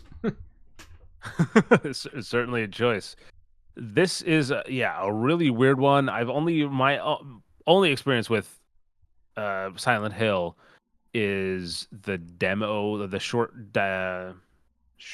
message short something that they put out last year, I think. And it was a fun time, in terms of like what establishing the set of kind of the sense of tone. But this is actually a standalone spin-off, so you can enjoy this game on its own as an introduction to the series. And the game also contains Easter eggs for longtime fans. So here's what we know about the game. So despite the Japanese setting, the core is psychological horror remains that is psychological horror remains untouched. According to the blog post, I can recommend this game to a series fans with confidence, and would love for newcomers and fans of Ryukishi 07's work to give this a try. I believe Ryukishi's, I hope I'm saying that right, but he's a rather prolific visual novel writer. He's made some very kind of prolific visual novels. So far, I believe the When You Cry series is what he's kind of his creme de la creme, if you will. So this game is a must play, not just for those who seek tough combat, but also for those who want to be immersed in a captivating and haunting story. It looks intense, a lot of like twitching and jerking around. They kind of say, in their post, there's kind of three things that they want to highlight. The first is what they say is an authentic depiction of 1960s Japan. The second are the visuals and music that continued to that juxtaposition between beauty and terror. And the third is that puzzles are grounded in psychological anguish and suffering, and they are deeply connected to the story of, again, Ryukishi's script writing as well as elements of Japanese culture, such as scarecrows, which we can kind of tell from that in the trailer. You can see a little bit of that. Oh, actually, a fourth thing as well. I can't count. The game also features unique combat with encounters that are as challenging as the obstacles that Hinako must overcome in life. So there you go. Yeah, it definitely... It's melee focused, it looks like, but it's definitely not the same combat as in Silent Hill 2 Remake, if anybody's coming with that. Yeah, they actually call out that the combat will have a heavier focus on melee and be more action-oriented compared to last year's Silent Hill 2. Cool. So, yeah. And this one is slated for September 25th. Pre-orders alive now, and there's actually 4 editions of this game. There's a standard edition, the standard early purchase edition, which kind of comes with like additional DLCs and stuff. There's a deluxe edition, and then there's a deluxe pre-order edition, which again just comes with a little bit more of that extra stuff. So two editions really, but 2 editions that you can pre-order either one and then get a little bit more bonus. Getting out right before Halloween, so pretty good. Yep. Perfect timing, yeah. It's always weird when I like a horror game that feels like perfect for Halloween comes out like in March. I'm like, why? Kind of counter programming, I guess. Yeah. Next up, we had Bloodstained: The Scarlet Engagement. This has a window of 2026 attached to it. I've not played the Bloodstained games. I know they are derived from Castlevania 2D, which we thought for a good like minute that this was like, oh, this feels like Castlevania.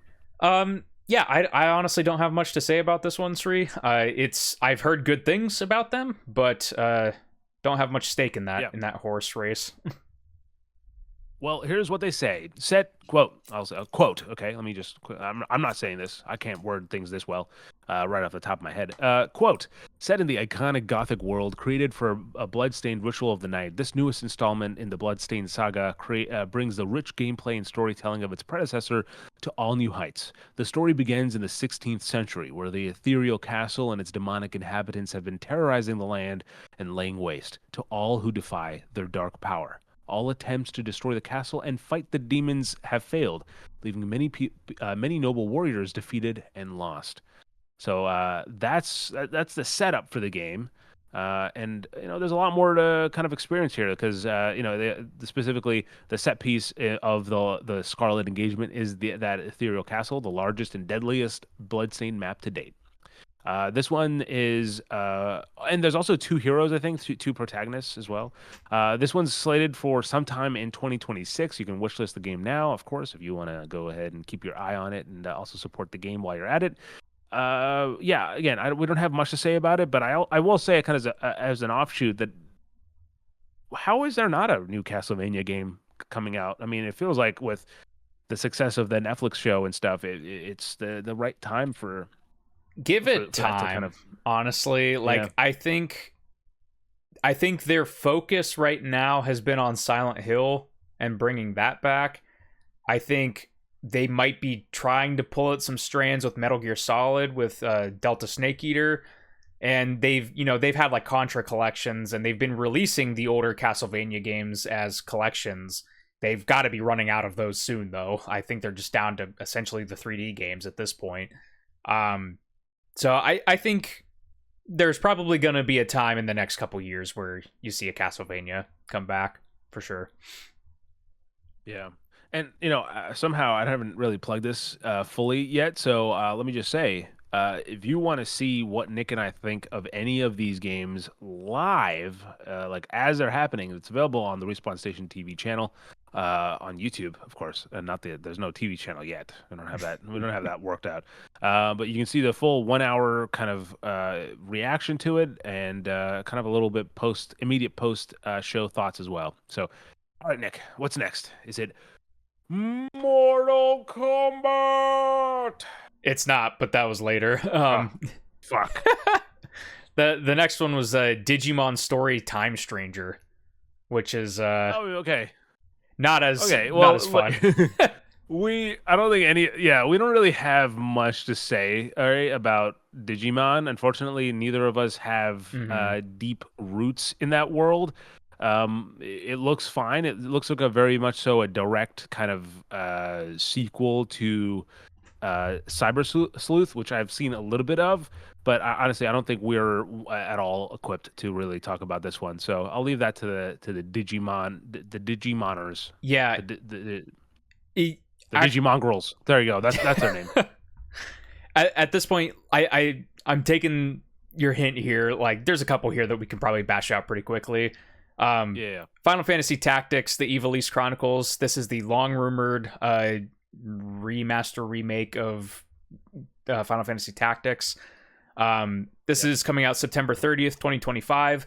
One cool thing with this, you get both the classic original version and the new remade version, or remastered version. I'm not really sure how this one is defined, but that one's pretty cool. The enhanced version has full voice acting, dialogue, and optimized and updated UI, graphical improvements, and a number of other quality of life improvements, including the more accessible Squire difficulty setting for first-time players. So there you go. Nice.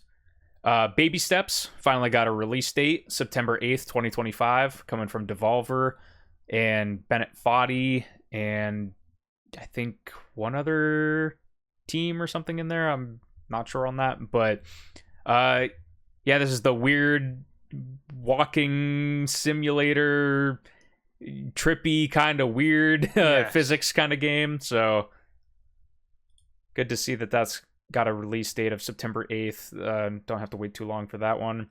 Hiragami, which both you and I were kind of picking up. I think we brought up on the podcast a while ago.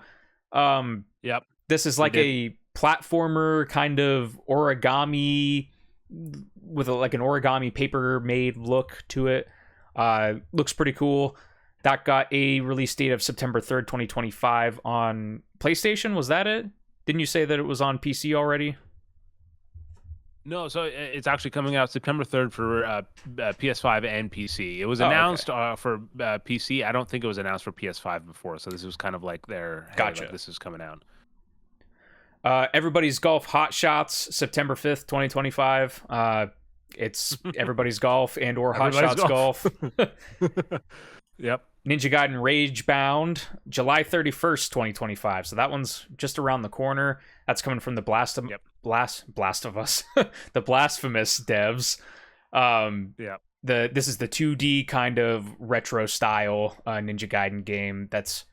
I don't know if it's attached to Ninja Gaiden 4 in any significant way outside of like lore or whatever, but sure. Yeah, this is kind of like your appetizer before. By the way, that one. Can I quickly just say, if the name Blast of Us has not been used for a game, I mean, some indie game, Devolver, pick that up, man. There's got to be something there. That also sounds like a, because Dave Oshry and the folks over at New Blood, they will always do like funny URLs for their games, for their websites. So Ultra Kill was Devil May Quake and stuff like that. So like, I see. Blast of Us feels like that'd be a New Blood kind of one. Yeah. Cairn, this is we've seen it a couple times. It's like a mountain climbing kind of game. This got a release date of November 5th, 2025.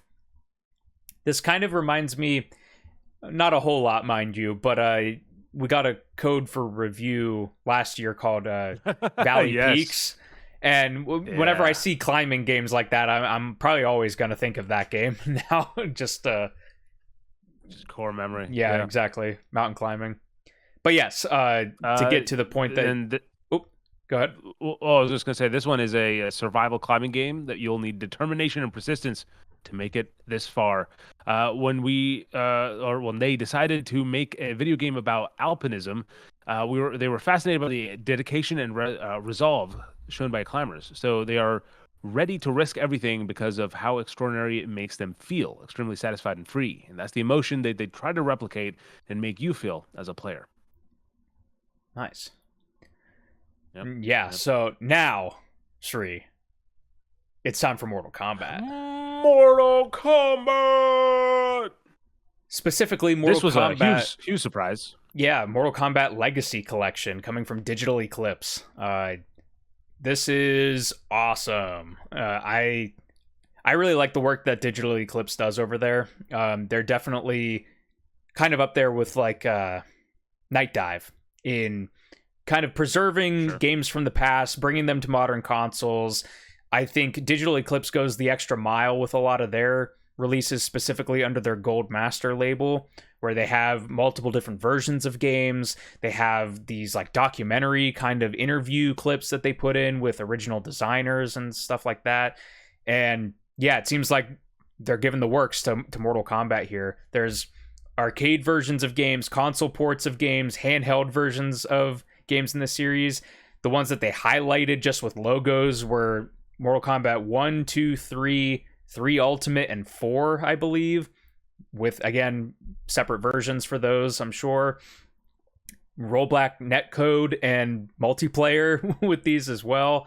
So, what a fun kind of collection to announce. And, like, one that I think is worthy of having a nice collection made. Like, those original Mortal Kombat games, they kind of get repackaged in different games throughout the years, but this really feels like this is probably going to be like the definitive one to go with if you want to experience the most amount of like retro Mortal Kombat possible.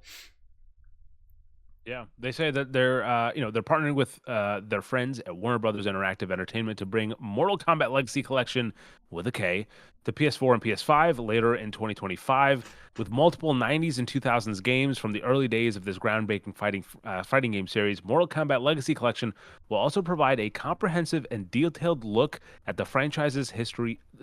Will provide the most comprehensive and detailed look of the franchise's history ever assembled. So, yeah, it's got a lot of that with it. I'll kind of give you a list of all the games that are playable games that they've announced so far, but they also specify that there will be more on the way.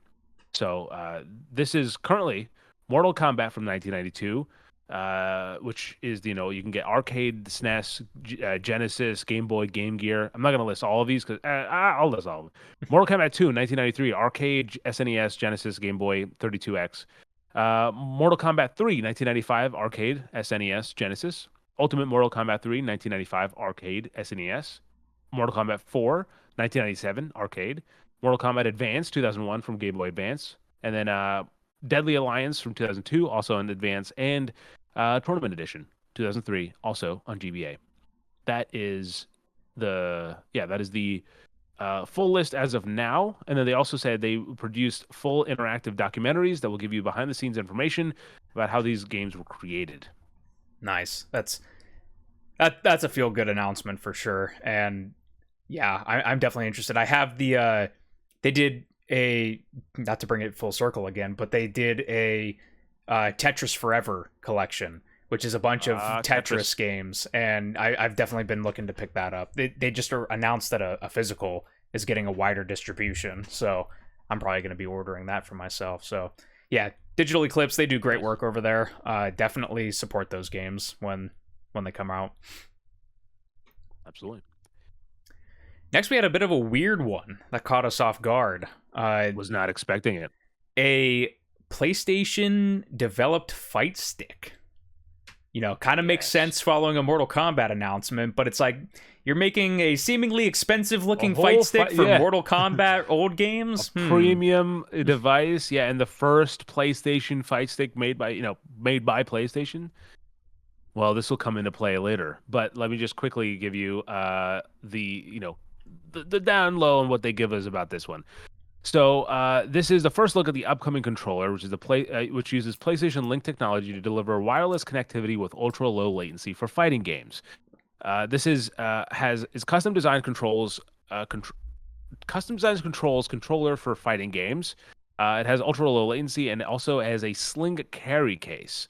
They'll share more details soon, but they specifically kind of really highlight the fact that this has low latency, even though it is a wireless fight stick.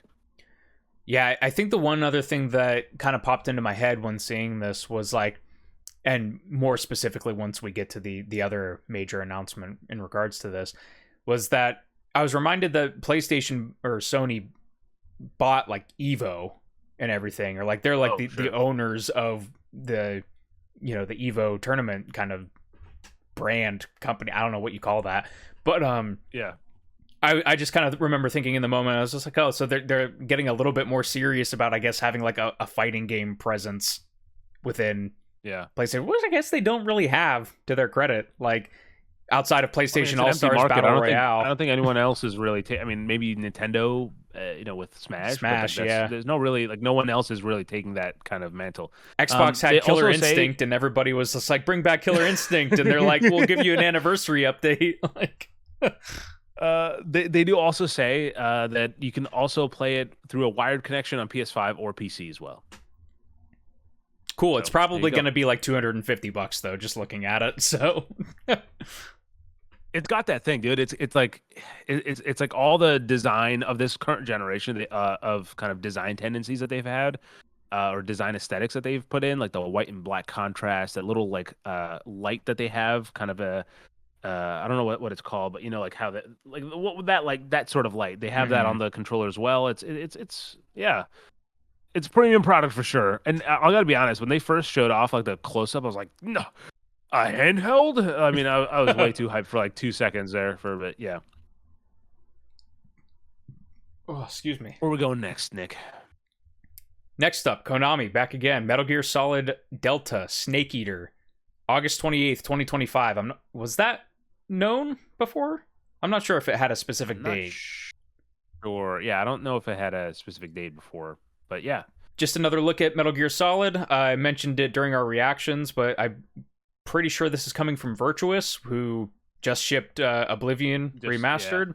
So they really are kind of carving out a niche for them. I know that's kind of what they are known for. They're sort of like a support studio and, kind of a port studio. But yeah, like I also mentioned that you could say a support studio. Exactly. They're kind of sliding into that like void that's kind of been left by Bluepoint after they've kind of just been MIA for a while. We were talking about it briefly, and I think that whatever they were working on was like canceled or whatever recently. So it's going to be even longer until we see Bluepoint ship a product again. So I mean, Virtuous seemed to do really well with Oblivion there. I know that they've had other successful projects, and this, from the last like couple trailers, has looked like a pretty like faithful upgrade to Metal Gear Solid 3, which is one of the best games ever made. So yeah.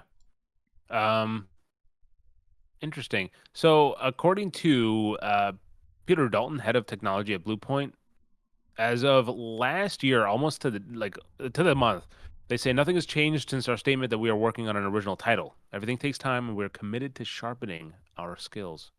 Okay, so maybe I don't know if something happened after that, in which case they kind of canned it or something. But yeah, I think hopefully, I don't think they officially said it, but I think it came from like Jason Schreier. That was like Yeah, I think they were something because they were happened. working on a God of War Yeah. game. I think that was like canned. Yeah. But their original IP, because they've famously worked on kind of remasters and remakes and stuff. Mhm. But their original game, I think, is still in progress. Hopefully. Yeah. Well, Best hopefully of we luck get to with see that sometime. Yeah. Next up was Neo 3. We're up to 3 of those. Yes, from Kobe Tecmo and Team Ninja. Yeah, we're up to 3. I honestly did not know for like a long time that Neo 2 had come out, and then I was like, wait, Neo 2, like related to the Neo game that that I didn't play, and so yeah, now we have Neo 3. Yeah, it still seems kind of out there. Japanese action samurai. I believe they mentioned that they're adding like a ninja play style that's kind of new to specifically the Neo games here. So it seemed really cool. Neo's not one of those series that's really ever like grabbed me. I think I mentioned in the reactions that I played like the demo for the first game back when it was still kind of trying to be like Souls-y versus less like action-y. But yeah, it looked good. So this one, excuse me, I'll quickly go through. There is a limited time demo of Neo 3 is exclusively available on PlayStation 5 that's available today, so you can go ahead and play it. But in Neo 3, the protagonist is a young warrior poised to become the next shogun. Why is he dedicated to battling against yokai? Oh shit! This shit's a yokai watch. We'll see those details for another. We'll save those details for another day. But what we can tell you today is, as the battles unfold, players will now be able to fight using 2 distinct playstyles or combat styles: samurai and ninja. So there you go. So the samurai is kind of similar to the previous games, whereas the ninja excels in quick movements like dodging and aerial actions. Nice. This one doesn't have a date, I don't think, right? Yeah. The trailer said early yeah, no. 2026. So Okay. All right. Yeah, and the demo will be playable until June 18th. It looks cool, but again, it's not something that I'm personally. I'll wait until Team Ninja releases a roguelike 3-player action game before I play it. So right on. This one was kind of a surprise to both of us. Thief VR: Yeah. Legacy of Shadow. Yeah. This series has been dormant since the PS4, Xbox One, like cross-gen kind of reboot. Yeah, which was like, yeah, I think around 2014 maybe, if memory serves, that came out. But yeah, this game's just... Makes sounds right. Nothing really has gained any traction with this series, and then out of nowhere, a VR game. So... very interesting. Yeah, this is from the developers of After the Fall, Arizona Sunshine remake, and Arizona Sunshine 2, as well as, I think most famously, the Metro Awakening game. So this, honestly, look, I'm just glad that they're supporting the PSVR. I know it's a very controversial system in terms of like its price point, which recently they kind of, I say recently, a few months ago, I think they walked back kind of the base price of that system. But even still, I mean, there's really not a lot of first party titles that were able to be played on this thing that worth and justify its price point. But this one seems to be an interesting one. Again, Vertigo Games says they're bringing players to the city, where danger lurks around every corner. So ready your tools, trust your instincts, and become the master thief. In Legacy of Shadow, because the city is a place of shadows ruled by the tyrant Baron Ulysses Northcrest. What a fucking name! You are a magpie, a cunning thief, orphaned by Northcrest's brutality and shaped by the streets. You steals as the only means to survive. That is until you cover something greater, a legendary artifact holding a legacy from the past. Use immersive VR mechanics to steal, evade, and outsmart the forces controlling the city, and unravel its dark secrets and expose a sinister conspiracy that looms over its very foundation. I gotta say, I don't have a PSVR specifically, PSVR 2 specifically, I should say. But this kind of reminded me of like Dishonored, and I always like putting that with the context of first person immersive VR experience is honestly like, oh, that's a great combo. And especially I'm looking forward to see how this one kind of comes to life because they specifically say like it's an immersive stealth experience. You have to physically crouch, hide, and move between shadows using every inch of the environment to stay undetected. That could be so interesting and so kind of dynamic that, oh man, I really hope this kind of is as promising as they are hinting at here. Yeah, Thief has been a series that I've been wanting to get into for a long time because Me too. it has, as a BioShock fan, the Thief games came from Looking Glass Studios, which was kind of what eventually spawned Irrational Games. And so there's like some history and some DNA there that I've always wanted to experience. I tried playing the first game once and got like 10 minutes in and was like, I don't think I'm ready for this yet. So I dropped it pretty quickly, but it's always a series that I've heard good things about and that I've always wanted to give a try. Yeah, I have Thief, the PS4 game, and then I also have is it Thief Gold or Thief 2 Gold? I have one of those in my backlog as well that I have on Steam that I just need to actually get to. And I think that, again, I always look for kind of lining up games. I don't have a PSVR 2 to hype myself up to play them like with this game coming out, but maybe we'll see. Sometimes it's kind of optimal time to cover those games, when a new version's coming out. But as of now, we don't have a date on this. They just say wishlist the game now, and stay tuned for more updates. So there you go. Probably I'd say 2026. Probably fair to say. Yeah. Alrighty. Tides of Tomorrow. This one really caught your eye. Yes. So look, at a very base level, it was this idea of a narrative game, but that still uses multiplayer in kind of influencing how you play, because essentially, from just, again, I'm not reading the blog post just yet, but first impressions, it looks very vibrant. Honestly, Nick, it reminded me of Brink, the Bethesda game, for some reason. Wow. Is that a compliment or a dig?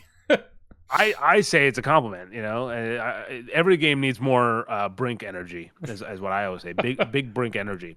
But no, so as you're playing through the game, you're going through your own playthrough, but you'll see what other players have done, and as you're playing, and you can decide, okay, do I want to follow what this person's done already, or do you want to try something different?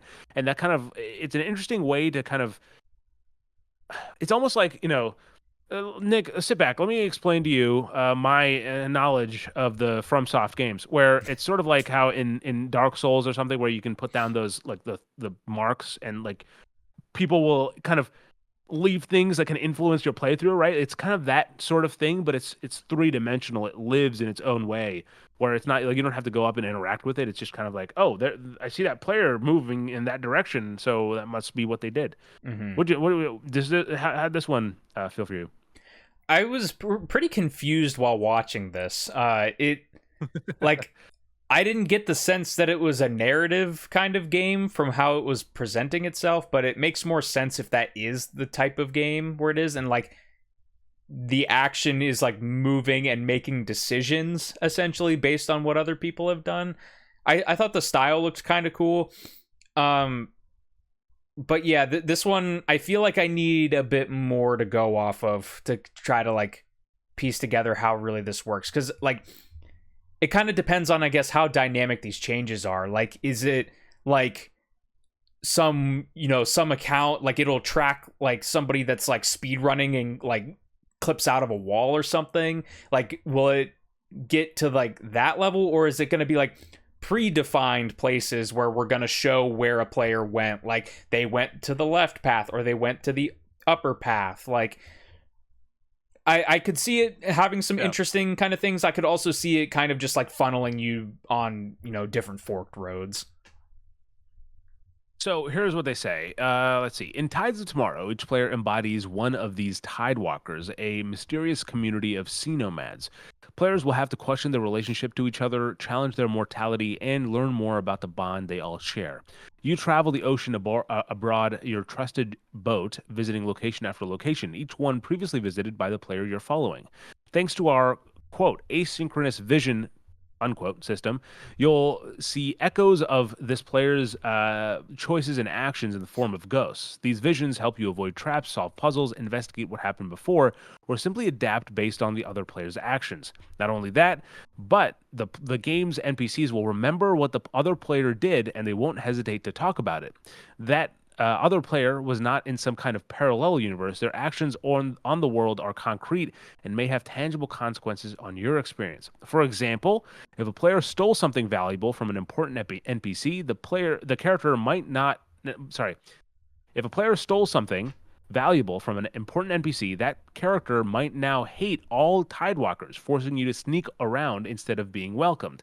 Some levels can change drastically depending on what the last player did. Without spoiling our secret recipe, each level blends handcrafted narrative moments with systemic game elements, resulting in a unique experience for every player. That's a true challenge to build because we take the previous player's choices into account, as well as your own choices, to make sure you still feel like you're in control of your adventure.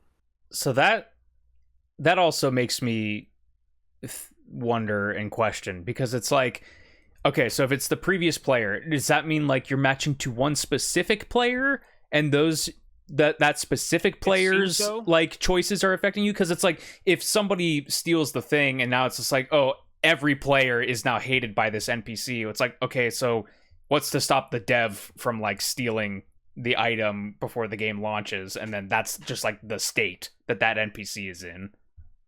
So it seems that like you're on your boat and you can pick different locations. So you can have your like spyglass or whatever, and as you look at the different places you can go, it'll say like the name of the player that was there before you, and then they'll also say under them this player is pro mankind or troublemaker, and they'll kind of have like character stats, like character descriptions, and then you can then go to like validate or like go toward them.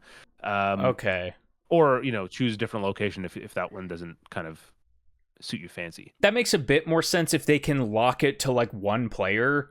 Because like I based on like the footage, it seemed like there was like multiple different players that were appearing like during one sequence, and it's just like I don't know how that translates. But if it's like one player's actions, then that can have an impact on specifically your run through this level versus a different player's run.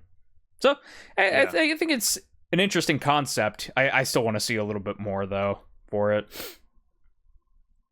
Yeah. They also say our game Road 96 was a procedural road trip where you'd go to multiple runs with the different characters one after the other. After it launched, some team members joked we should make Road 96 but with boats, Boat 96, and that's where this game came from. Tides of Tomorrow. This one is currently slated to come out sometime in 2026, so no exact date on that one yet. Okay. Next up was Astrobot challenge levels. Feel good announcement for me. But as we kind of alluded to in the reactions, I would have liked maybe to see some more like standard levels. The challenge levels are a fun addition and everything, but basically, as far as post-launch levels go with Astrobot, they had speedrun levels, they had challenge levels, and then they did a holiday Christmas themed level around the holidays. And that Christmas level is so good. It's like one of the best levels in the entire game, and it's structured like a classic level. So selfishly, I was kind of hoping we would get a little bit more of that versus the time-sensitive, harder platforming ones. Again, they're fine. Yeah. Like they're fun and everything, and they have more unique bots that you'll be able to collect and everything. So more Astrobot is not a bad thing. It's just me selfishly wanting something a little different. Yep. And then, so along with these levels, they also say that there will be there's the Astrobot limited edition DualSense controller. So they're bringing that back as an updated version, and they say that the controller will have. So since the first controller proved so popular, we brought it back with a new joyful twist to the touchpad. They said they'll share more updates on that soon, but I mean, as Nick and I kind of both guessed from what they showed, it seems that the trackpad or the touchpad will be like dynamic, like it'll be like a screen that moves, like with the eyes kind of reacting, which That would be that'd cool if pretty they can cool. pull it off. Yeah, that's the thing. Because like also, Like if you, well, I'm saying like if you, so I'm guessing, right? It would be like already the controller is a little bit dynamic with a DualSense controller and the PS4 controller. So like in some games, most games, if you die, it'll like turn red or something, right? So like oh, I now didn't if you even think die, of it'll be that. like Yeah, it'll be like the eyes going wide or something. I was going way in a different direction with it. I thought they were going to be like what I imagined in my head was replacing the touchpad with like an LCD screen. And like it was going to have like the eyes and stuff. I was like, that's going to be like even more expensive, isn't it? But no, I didn't even think of that. If it's like an opaque material or something and they just shine the light in for different eyes. Okay. Yeah. Man, that'd be really cool. That's my again. Yeah. We'll see how it works out. Again, more details to come. But there you go. That's Astrobot news for you.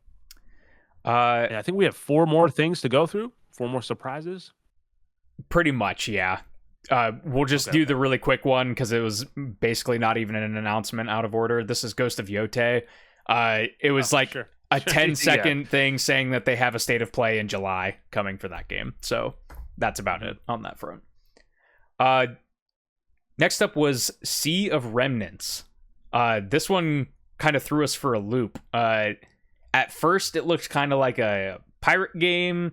You had ship combat and kind of on-foot pirate antics.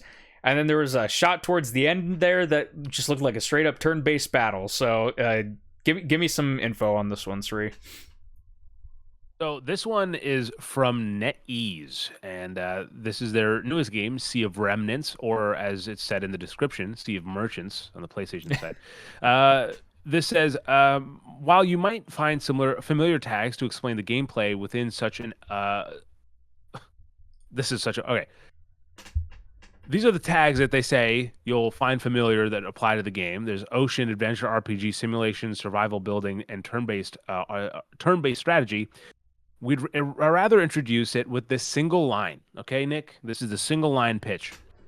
This is an infinite voyage looping between death and rebirth, a journey where we row forward tirelessly only to return to where it all began. That's not a very good pitch, actually. I was going to say, that doesn't sound feels that like great. That makes it feel like it's repetitive. Like I don't know about it.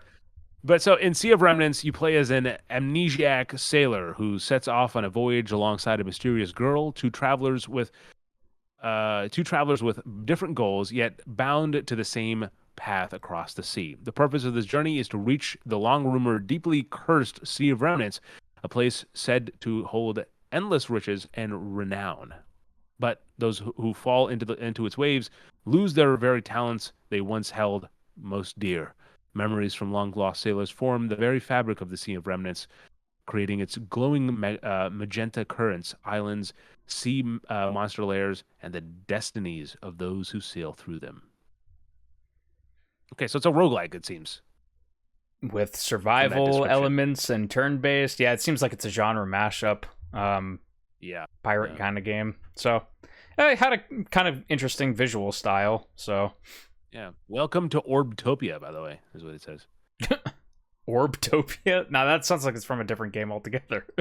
Yeah, that's what it says. It's not like Orbtopia. Port. The real anchor of the heart is returning home. There you go. It's like you couldn't do like a port of some sort, or Pirate Land. Is it Orbtopia? Is that what you said? Orbtopia, yeah. Find harbor in the city, and you can refit and upgrade your ship, design outfits for your crew, rope in NPCs to co-op a shop. To co-run a shop. Fuck me. Rope in NPCs to co-run a shop. Okay, so you can have shops so you can sell items, I guess. No date on this one, but again, you'll find out more in the coming months, as they say. Interesting, and also like the characters look like puppets as well. That's another seemingly important feature, I think, is to point out. I don't know if you picked up on that as well, but I did not. No. Yeah, so around like certain characters, like their joints, you can kind of tell like there's like the little string weird thing. Yeah. No. It's like the like how like a figure you can move them. Like it's like an opposable joint kind of thing. Yes. Gotcha. Yeah. But yeah, there you go. Weird one. Sea of Remnants. Go from Sea of Remnants to Sword of the Sea. Sword of the Sea, and this one, Nick, right up your alley. Yeah, Giant Squid. This is from the creators of Journey and Abzu and The Pathless, and this is both of those just this is colliding. Journey, all three of those colliding. Journey, yeah. My definition of this, or my pitch for this, Journey meets Abzu meets Tony Hawk's Pro Skater. It looks like. So you have the visuals and environments, the kind of clash of desert and ocean. Mixed with you're riding around on a magic sword and you can do skateboarding tricks like methods and kickflips, it looks like. So, yeah, I've played Journey and Abzu. I've not played The Pathless, but I enjoyed... I don't think this is the developers of Journey. It is Pathless and Abzu, but I think Journey's someone else. I think you're right. Sure. I think I think some of the devs from that maybe split and did Giant Squid. Yeah. Okay. Yeah. So, well, anyway, it does have Journey vibes, though. You can tell. I mean, like the sand kind of surfing is very prominent here. And yeah, those are all games that do a great job of placing you in an environment, and you just kind of like move through a space. It doesn't sound very fun or interesting when I say it like that, but it's very much about like the environment, I feel like, and a lot of the shots here, the environments look incredible. There's even like parts where you're like, you know, going up like a snowy mountain on ice and stuff like that. And obviously just the skateboarding tricks kind of give you something a little bit extra to do while you're going through these cool environments. So definitely one that I'm looking out for. Yeah, no, I think the game kind of speaks for itself in terms of, you know, what it is. They say that like our previous titles, Abzu and The Pathless, this game focuses on unique and engaging movement. At its core, the sea is all about surfing. You'll be carving your way across mysterious moving waves of sand on the ancient and powerful hover sword. That's a great name. We built this game with speed and maneuverability in mind, and you'll be catching air off fallen statues, grinding across chains of archaic machines, and performing tricks in half-pipe-like tombs as you join the Wraith on his quest to bring life back to this barren world. Hell of a vibe game. Vibe-based game for sure. This one's coming out on August 19th, 2025. So not long before you can get your hands on this one. Take it or ace, Reed. This is the one that you called it. You sniffed it out that it was happening. Yeah, you know, I sniffed it out, but like the timing was off because last episode I had said that, oh yeah, for sure I see IOI in the Summer Game Fest lineup. We're gonna see the new James Bond game. And then I talked myself down a little bit, but because of other things. But I was still hoping that, you know, this IOI James Bond game that we teased a long time ago, Project 007, would come out. Then a few days ago, they did confirm that, the sons of bitches, they did it purposefully. They said that you will see it this week, and so obviously I was like, this week, Summer Game Fest is on Friday this week. It's when you see it. So it is. You can see my reaction on the Respawn Station or my channel, and it is genuine surprise of when I clocked that it is. And like my vibe was totally off in terms of like I was like, oh, is this a climbing game? Is it another climbing game? And then the moment I see IOI, you can see my face just go like, and it even takes me a second to process because it's like, but it's already moved on to the Amazon Studios like logo. But when I'm like, oh, and like my face kind of really processes it. But yeah, this is IO Interactive's latest game, 007 First Light. Their upcoming third-person action-adventure game created as on a standalone reimagining of James Bond's origin. It's slated to come out next year, but this is, man, it looks so fucking good. If you're a fan of James Bond, which I absolutely am, this has kind of everything you would want. It has the gadgets, has the speed, a little bit of the suave, but also like some of the, it's a little bit rougher around the edges. Like he's not quite the veteran James Bond that we're kind of used to. It has the copyrighted Aston Martin, like it's the logo's on there. It's not just a kind of a car that looks like it. But yeah, in 007, The First Light, Bond starts as a Navy air crewman when against all odds, an audacious act of bravery propels him to MI6's most challenging training program. This training, coupled with his natural instinct, wits, and heart, will see him grow into a fully fledged spy. It's a completely original standalone story developed in collaboration with Amazon MGM Studios. He's 26 years old, so he's right around our.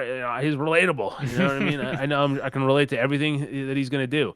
Honestly, though, I will say. So here's the thing: I'm a sucker for both James Bond and Mission Impossible, but there are parts of the intro where specifically she's talking in the kind of the first few seconds of this trailer where they're like, yeah, he got away just because he's fucking lucky. He would have, that's the only thing he's got going for him or whatever. It was so Mission Impossible. I was like, God, and if you remember in season 0, we did an episode about like the gaming marriages or like the perfect gaming marriages, and I said I would love to see IOI make a Mission Impossible game, and we're getting James Bond, which I think is hitting some of the kind of same stuff, but this is going to be so good, and the music mix in here is so fucking good. They say specifically 007 First Light begins here. We'll share more details about gameplay, story, and more later this year. The game is set to release on PS5 in 2026. Of course, First Light will be enhanced for PlayStation 5 Pro using PlayStation Spectral Super Resolution and have optimized performance with the game playable at 60 FPS in quality mode.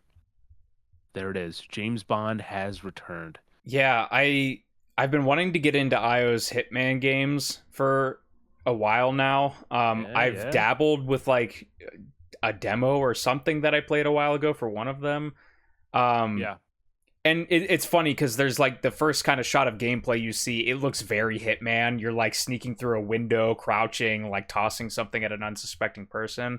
But then they start. If I remember, like there's actually like I think your gun runs out of ammo, and then he just throws the gun at the enemy. Mm-hmm.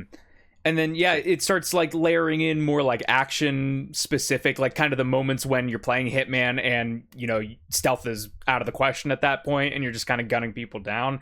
That's kind of the vibe it got. And then with the Aston Martin stuff, you also get driving, which I don't think is in any of those Hitman games. So they're definitely breaking some new ground over there. And it definitely visually also has a style to it. Like I saw some people in comments being like, it looks a little more cartoony than they thought that they would. I don't it's necessarily not like fully get lifelike. that. I don't think it's I don't think it's necessarily cartoony, but it does have this kind of large, like I think it's the saturation of it. It's kicked up a little bit. It's that larger than life, which I think is fitting for James Bond. I think it looks like IO's games. Like I think it visually looks comparable to Hitman, but like more next gen. So I think it looks pretty cool. I don't have like any real attachment to James Bond. It's not like a franchise that I've watched a whole lot of movies. Like I've played GoldenEye once. I've seen a couple of the movies, but it's not something that I have too much of a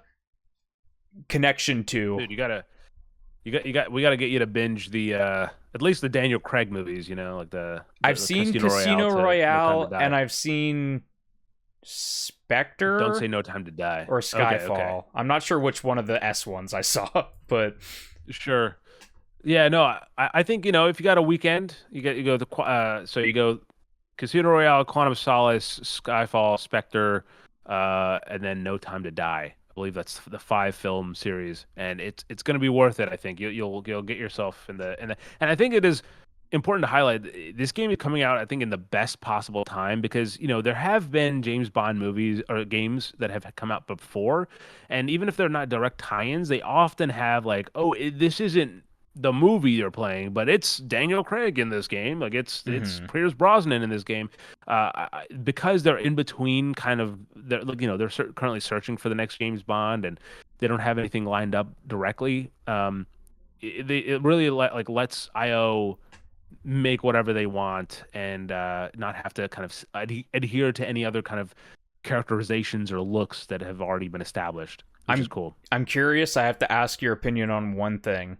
With Amazon's involvement in this, do you think once the next movie comes out, this game is like canonized or viewed as canon and is referenced directly in a new movie? Or do you think that they're going to be pushing that off to the side and be like, no, that's just the video game world over there? I think this is I think that would be more interesting in any other kind of typical game universe, or like cinematic universe. But like because it is James Bond, where like we've gone through like I don't know, like I think like seven, eight James Bonds, and Sure. it's like each one they're kind of re-rolling the dice a little bit and slightly reimagining it or pulling it back. I think it works as like, hey, this is the video game James Bond, so it wouldn't necessarily be canonical in any way.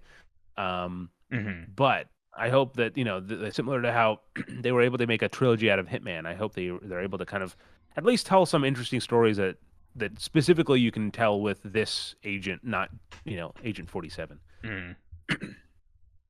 But yeah, looking forward to this one. Super excited. Oh, that just ignited a thought in my head. Agent 47 and 007. I wonder if there'll be like some kind of reference or something like, oh, we have Agent 47, he's gone rogue or whatever. Like, that'd be funny. Yeah.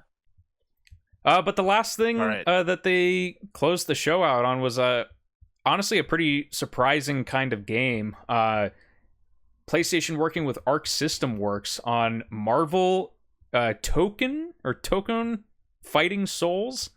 This is a 4v4 tag-based Marvel fighting game, not Marvel vs. Capcom, coming from Arc System Works with a crazy-looking art style, very flashy Arc System Works production values, the people behind Guilty Gear and Dragon Ball Fighters, those sort of games. And yeah, a Marvel fighting game, adding credence to that fancy fight stick that they showed us 20 minutes prior. Yep. Yeah, they gave quite a bit of time for this game, which makes sense because I do think this is them stepping into that fighting universe and also being a big IP related first party game. And we initially thought that this was going to be like, oh, they're announcing this game here, but it'll be an Xbox game. But no, it's a first party title. They're using the relationship that they've built with Marvel, with the Marvel Spider-Man games, and essentially partnering with Arc to make it. And yeah, look, I'm not even a fighting game person, but this game looked pretty freaking cool.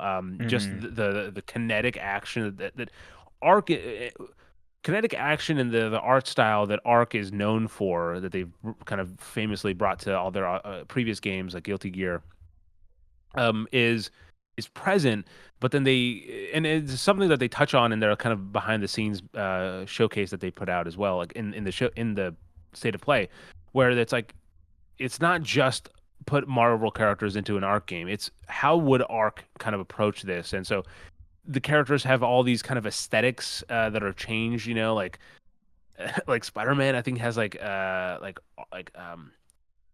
what the fucking pads on his shoulder, like Iron Man has like a Gundam style like suit thing on his, like spikes on his face. And yeah, it looks very cool and very Arc, and honestly it's making me want to play some of the other Arc games just because like it looks so fun. Yeah, in my rotating list of soundtracks that I listen to at work, Guilty Gear Strive comes up every once in a while. And the music in that game is really awesome. So I'm expecting a similar level of quality being applied to this Marvel game. I love the color use in this. Like, it's very saturated and very comic booky, I think, in a very nice way. Whereas, Guilty Gear, it's definitely more of like anime influence, and Dragon Ball has a very defined kind of style. But this is like, it feels like Arc, but it's also like tilted a different way, if that makes sense. Yeah. The environments look super cool. Just like it's not even like the depth of it, but it almost feels like a comic book panel in terms of like it's both. It has a lot of depth, and you can see far back, but then it still feels flat. Like I don't know how to Mhm. describe it, but yeah, it's very detailed as well. I'd be curious to see, like, I don't know if they're known for it, but I'd be curious to see if like you can kind of interact with that and certain moves and stuff like that. Yeah, I think something that they kind of hint at in the gameplay that I think is a part of Strive is like stage transitions. So like for instance, like if your character goes through like a health bar and they have a second health bar in a fighting game, like it's once the first health bar goes out, they like, will combo them into a whole other stage that's connected to it. So you kind of see that a little bit because they start in that street and it goes to like an alleyway and like a park and stuff. So they're definitely doing some cool stuff there. Yeah, kind of like you said, I play fighting games, but like extremely casually, and I'm very picky about the ones that I play.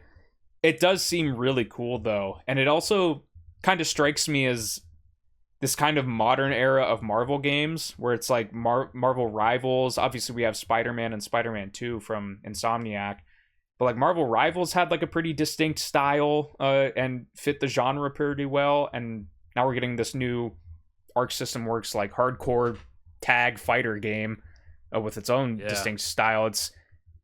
It's weird. It's like the games are a lot more interesting to me than the films have been recently. Yeah, no, I agree. So there's quite, and I believe they've also worked on other stuff as well. I mean, I'm quickly glancing through their I'm scrolling through their website, just kind of seeing what else Arc has worked on, and it seems like they've worked on visual novels because I'm pretty sure World End Syndrome is a visual novel. So, yeah, looking forward to this one. Okay, so I'll say this, kind of quickly quote what they say in the blog. Experience the Marvel Universe like never before with reimagined characters and stages, a heart-pounding soundtrack, intuitive gameplay mechanics, and jaw-dropping visuals that will keep you at the edge of your seat. Whether this is your first fighting game or you're a veteran to the genre, Arc has incorporated gameplay controls and mechanics that are easy to pick up and play, and yet still offer the depth and versatility for high-level competition.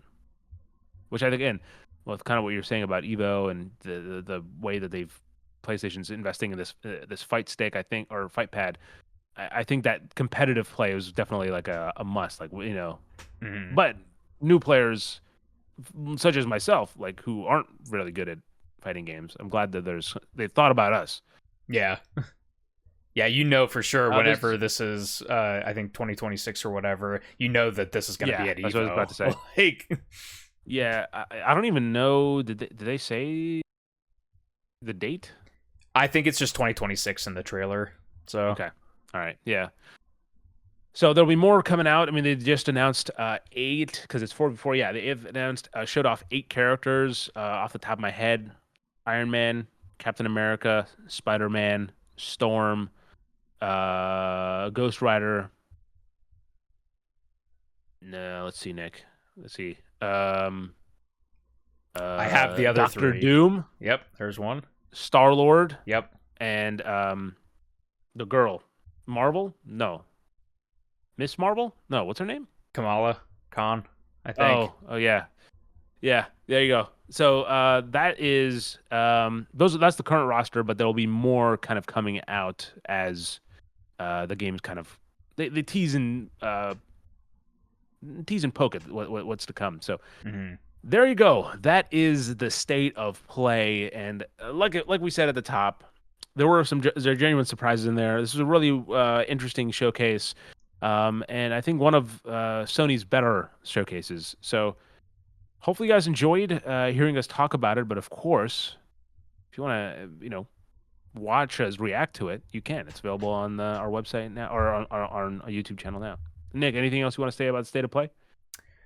I personally thought it was a pretty good show. If there was one point of criticism I have, and that I'm guessing a lot of people have, it's a lot of people, myself included, are kind of feeling the lack of the first party. Like, I know that this is, I guess this Marvel game is technically first party and everything, but specifically the Sony mainstays, right? Like the Naughty Dog, the Insomniac, like the Sucker Punch is having Ghost of Yotei, obviously, but like Santa Monica, like a lot of these like main core studios that people have been waiting a long time to see some updates from, just seemed to be MIA for a while. So I think people are starting to get a little bit antsy and being like, what's going on with it? If this is a result of the live service kind of shift that happened going into this generation and how that's gone, I'm not really too sure. But yeah, I think going forward, they need to show something from prominent first party to get people excited in a more significant way. Yeah, I agree. But you know what? Pretty solid outing. Let us know what you thought, as always, in the comments below. If you liked it, or didn't like it, you know, as Jeff Keighley says, A, B, C, or D. Let us know. But with that said, Nick, take us home. Alrighty. If you enjoyed, give us a rating, like Sri mentioned, give us a comment, all that sort of stuff. And with that said, have a good night, good morning, and a damn good time.